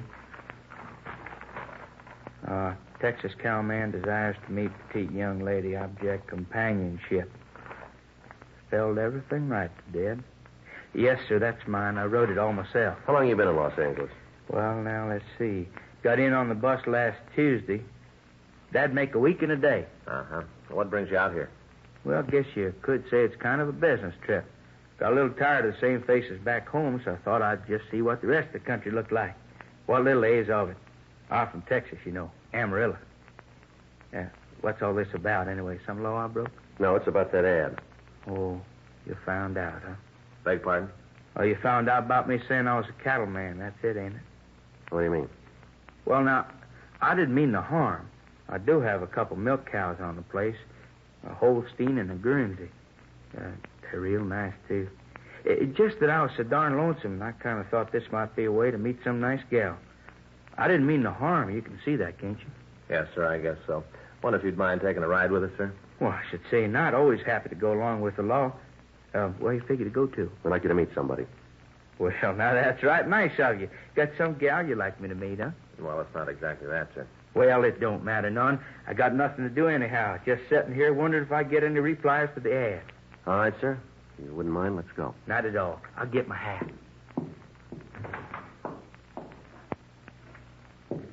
Don't hardly feel conspicuous in this hat at all. Is that right? Yep. Kind of thought people might make something of it, but they hardly even notice it. Had two little kids come up today, ask for my autograph. Guess they figured I was a movie star. Made me feel real good, too. Then I wrote my name for them. They didn't know who I was. That didn't make no mind to them. They just thanked me and went on about the business. Right nice little folks they was. Yeah. Well, let's go. Sure. Real nice people here in L.A. Real nice. Haven't met a bad one yet. Well, you haven't been here long. We got 'em. 5:40 p.m. We drove Thomas Conant downtown and had a car go out and pick up Miss Terrence. While we talked to Conant in the interrogation room, she walked by the open door and looked in at the suspect. She told us that he was not the man who'd victimized her. She was returned to her home, and after Conant had been checked through R&I, he was released. The next morning, Frank and I ran down a tip from an informant, but it led us nowhere. 10:18 a.m., we checked back into the office. You get the latest bulletin from San Francisco, Joe? Yeah, I looked it over this morning. We checked out the hotel Benton was staying at. He checked out of there. They haven't seen him since. Well, that means he's probably back here in town, huh? Well, if he is, we should start hearing about him again pretty soon. I'll get it. Bunko, Friday. Who? Oh, yes, ma'am. Yes, Miss Terrence, I remember. Yes, ma'am. Where was that? Would you give me that again? Yes, ma'am. 48 Vine. Uh-huh. Yes, that's right, ma'am. We'll get in touch with you. Right. Thank you very much. Bye. Grace Terrence? Yeah, she just saw Benton. Where? Went into an apartment out on Vine Street.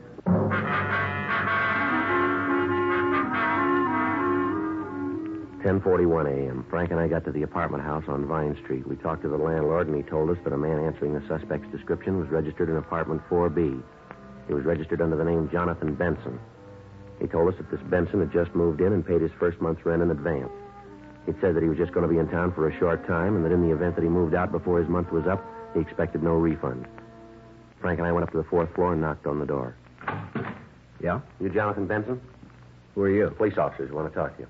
What about? Might be better if we talked inside. Maybe I don't want you in my... All right, now, mister, you get your hat. We want to talk to you downtown. What for? Come on, get your hat. Just a minute. I think maybe there's been some kind of mistake here. Just tell me exactly what it is you're looking for. I'm sure we can work Come it on, out. mister. Quit stalling. Get your hat, will you? Come on in. I'll get my hat. I'll get it for you. In this closet? Yeah, the gray one. You sure you got the right man? Looks that way. Mm-hmm.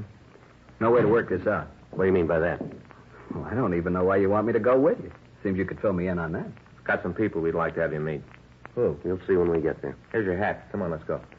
These guys sure think you're the Gestapo, coming in here dragging a private citizen out of his house. If you haven't done anything wrong, you got nothing to worry about then, have you? That's not the point. I don't like it. Coming in here and take me downtown so a lot of stupid old broads can look at me. Who said we wanted women to look at you? You did. No, we said we wanted you to meet some people. Must have misunderstood, huh? Yeah, I guess you did. No way we can work this out, huh? There's no way. Now, come on. Oh, just a minute. I want to be sure I got my key. I don't want to be locked out. Don't worry about it. What do you mean? You might not be coming back.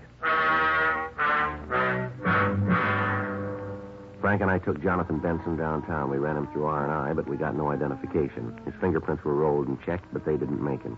Miss Terrence was called and asked to come down to the city hall to try to identify the suspect. 2:30 p.m. We took him to the interrogation room. You ever use the name Benton? No. You sure? Yeah. You ever use any other alias? Why should I? You tell us. Now, look, why don't you come off it? Tell me what this is all about. You told us you just got into town, is that right? Yeah, I've been here about a week. Where'd you come from? Up north. Where up north? San Francisco. You live up there, do you? Most of the time, yeah. Most of the time. What's that mean? Just that. Most of the time I live in San Francisco. That hard for you guys to understand? What line of work you in? I'm a salesman. Yeah, what do you sell? Whatever people want to buy. What are you selling now?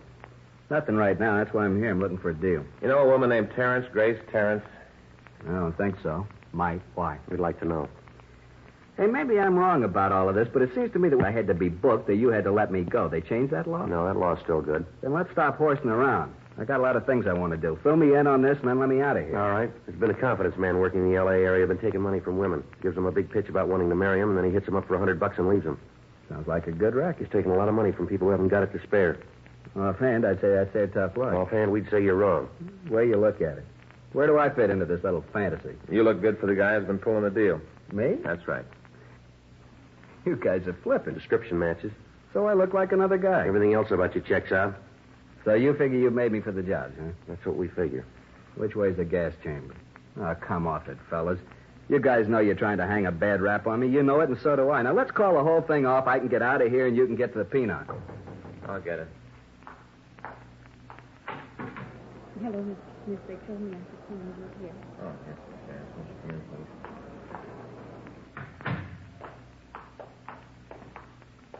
Hello, Jonathan. What? Why'd you do it, Jonathan? Why? If you wanted the money, you could have asked for it. I'd have given it to you. You didn't have to lie about what you thought. Place is full of them loonies. Is this the man, Miss Terrence? Yes, Sergeant, that's him. All right, how about it, Benson? I don't know what she's talking about. What's this bit with that's him? Loonies jumping with All right, now, Benson, I've had enough of that. Now, come off it. You've just been identified. We got a lot more of them that we can have here. I think they'll identify you, too. Why, John? Why? Oh, get her out of here. One thing I can't stand is a woman bawling.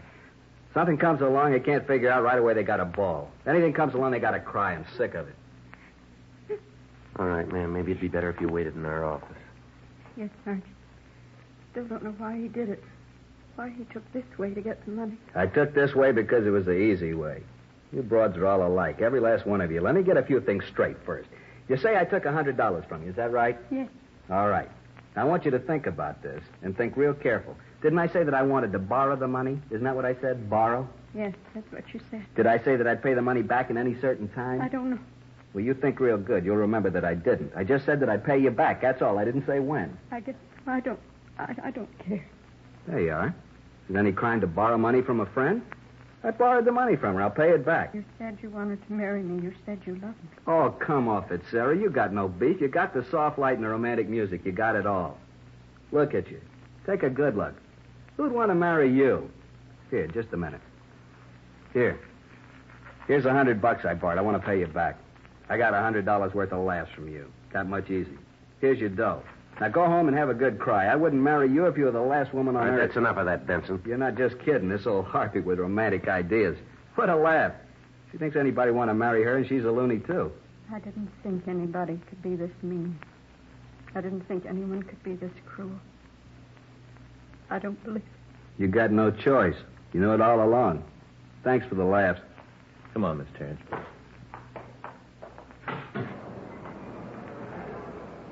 Imagine that old bag really thinking I'd marry him? Yeah. Real laugh. Well, anyway, she got her dough back. I said I'd pay her back. I did. You check with the rest of them. I'll tell you the same thing. I borrowed the money, that's all. I can't help it if they thought something else. I can't help it, Calvin. Come on, let's get this over with. I want to get out of here. Yeah. You look upset, Cop. Don't be. It won't prove anything. That's the way it is. I got something for you, Benson. Is that right? Yeah. Someplace, sometime, you're going to make a mistake. Is that right? Yeah, and when you do, we're going to lean on you, and we're going to lean hard.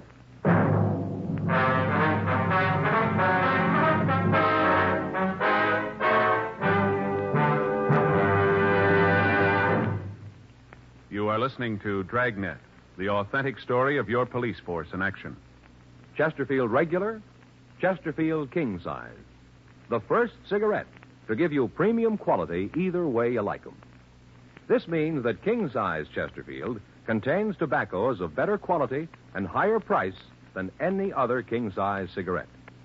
Chesterfield is first to name all its ingredients that make the best possible smoke. And Chesterfield gives you this full year's scientific report. No adverse effects to the nose and throat of a group smoking only Chesterfield. So enjoy your smoking. Change to Chesterfield today. Much milder, with an extraordinarily good taste.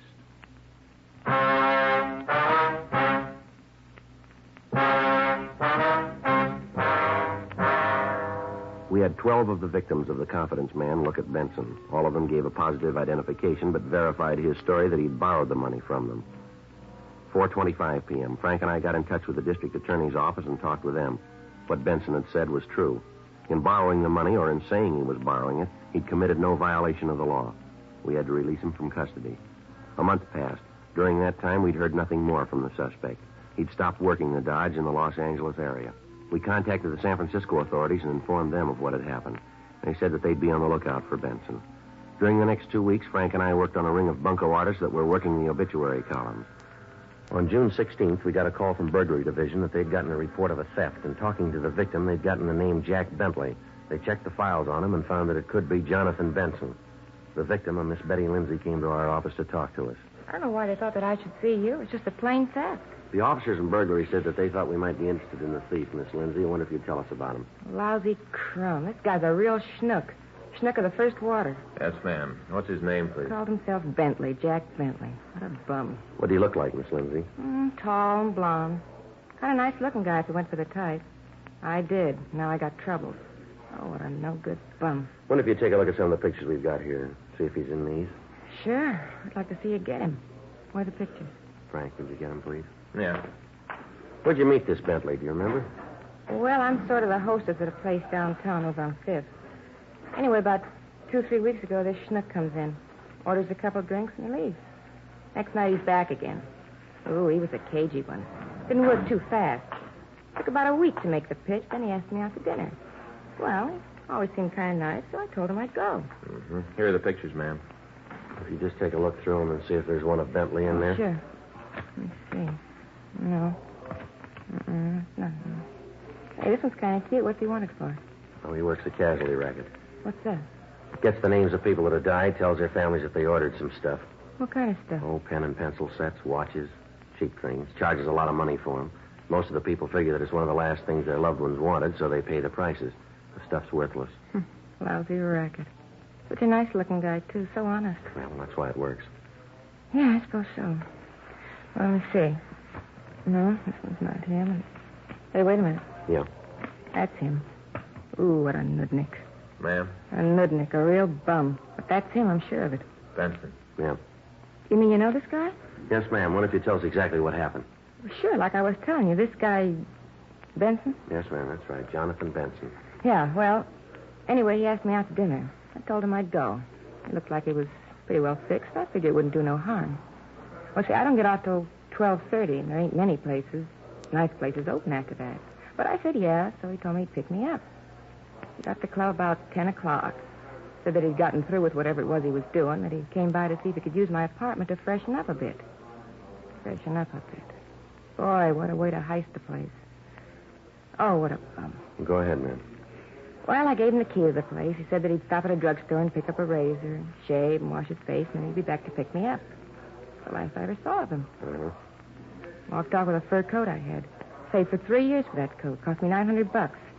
And he took a ring worth about $150. Diamonds. Belonged to my mother.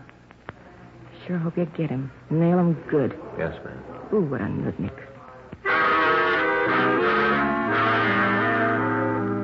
We continued to question Betty Lindsay. She gave us the name of one of Benson's friends. We checked on him, and he gave us the name of a girl who knew the suspect.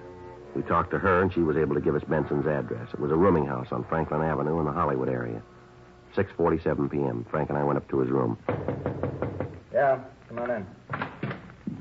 Should have kept my mouth shut. What do you guys want? We want to talk to you downtown, Benson. We aren't going to get on that merry-go-round again, are we? I'm getting tired of this whole deal. What are you guys trying to tell me this time? We didn't have to do it, Benson. You took care of that yourself. Is that right? Yep, you made a mistake. What is it this time? You figure I took some candy away from a blind All right, newsboy? come on, Benson. Let's go. You're going to arrest me this time, or am I going as a favor? This time it's on us. You mean we're playing for keeps now? Yeah. What's the charge? Grand theft. You're kidding. Nope.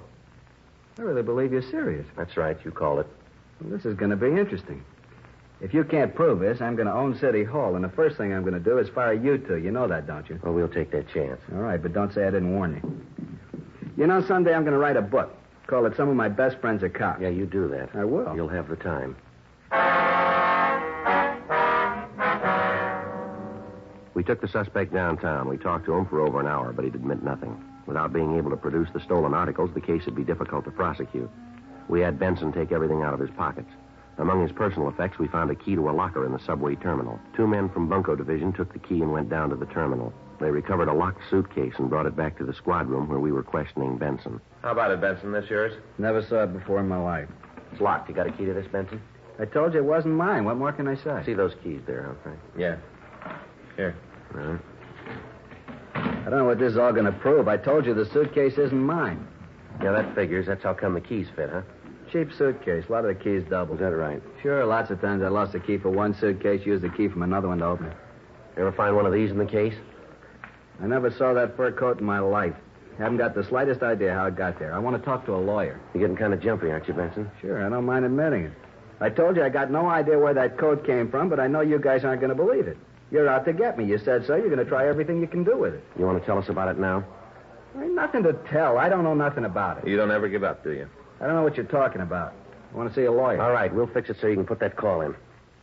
We got the owner of this coat on the way down here. She's going to identify him, and that's all we need. Now, you just sit there and keep your mouth shut, will you? I'll get it. Bunko, Smith. What's that? Oh, yeah, sure. Sure, I remember. What? You did, huh? Well, that's swell. Glad to hear it. Well, I wouldn't know. I'm not much of an authority, I guess. Her name's what? Yeah, it's a nice name. Well, I'll be glad to tell him. I'm sure he'll be pleased. Thanks very much for calling. When are you leaving? I see. Okay, thanks a lot. Bye. Anything? Yeah, it's that kid from Texas, you know, that Thomas Conant. Oh, yeah. You mean the cattleman? Yeah, got an answer to his ad. Is that right? Yeah. Somebody called him up, and he said that he made a real good deal for himself, and he's shipping her back to Texas. Well, you mean he found a girl? No, bought himself another Holstein.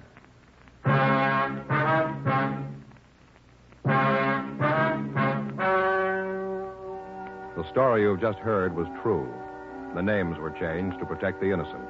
On October 17th, trial was held in Department 87, Superior Court of the State of California, in and for the County of Los Angeles. In a moment, the results of that trial. Now, here is our star, Jack Webb. Thank you, George Fenneman. Quality throughout is what we try to put in every Dragnet show, and it's what Chesterfield gives you in every cigarette. It's the first premium quality cigarette in both regular and king size. And smoking 2 packs a day myself, I can tell you that they're milder, with a real good taste. Chesterfield.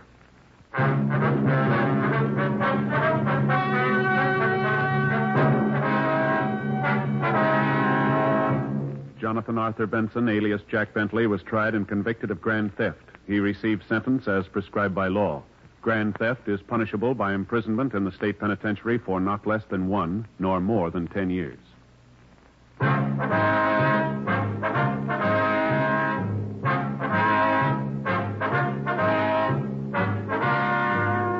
You have just heard Dragnet, a series of authentic cases from official files. Technical advice comes from the Office of Chief of Police W.H. Parker, Los Angeles Police Department. Technical advisors Captain Jack Donahoe, Sergeant Marty Wynn, Sergeant Vance Brasher. Heard tonight were Ben Alexander, Peggy Weber, Harry Bartell. Script by John Robinson. Music by Walter Schumann. Hal Gibney speaking. For a million laughs, tune in Chesterfield's Martin and Lewis show Tuesday on this same NBC station. And sound off for Chesterfield. Either regular or king size, you'll find premium quality Chesterfield much milder. Chesterfield is best for you. Chesterfield has brought you Dragnet, transcribed from Los Angeles. Ladies and gentlemen, make tomorrow your D-Day. Get an extra bond for defense. Step into any bank or post office and buy yourself a profitable share in America's future. As an investment, bonds are better than ever. They can help you save safely, conveniently, and profitably. So whether you already buy on the payroll savings plan where you work or the bond-a-month plan where you bank, get an extra bond for defense tomorrow.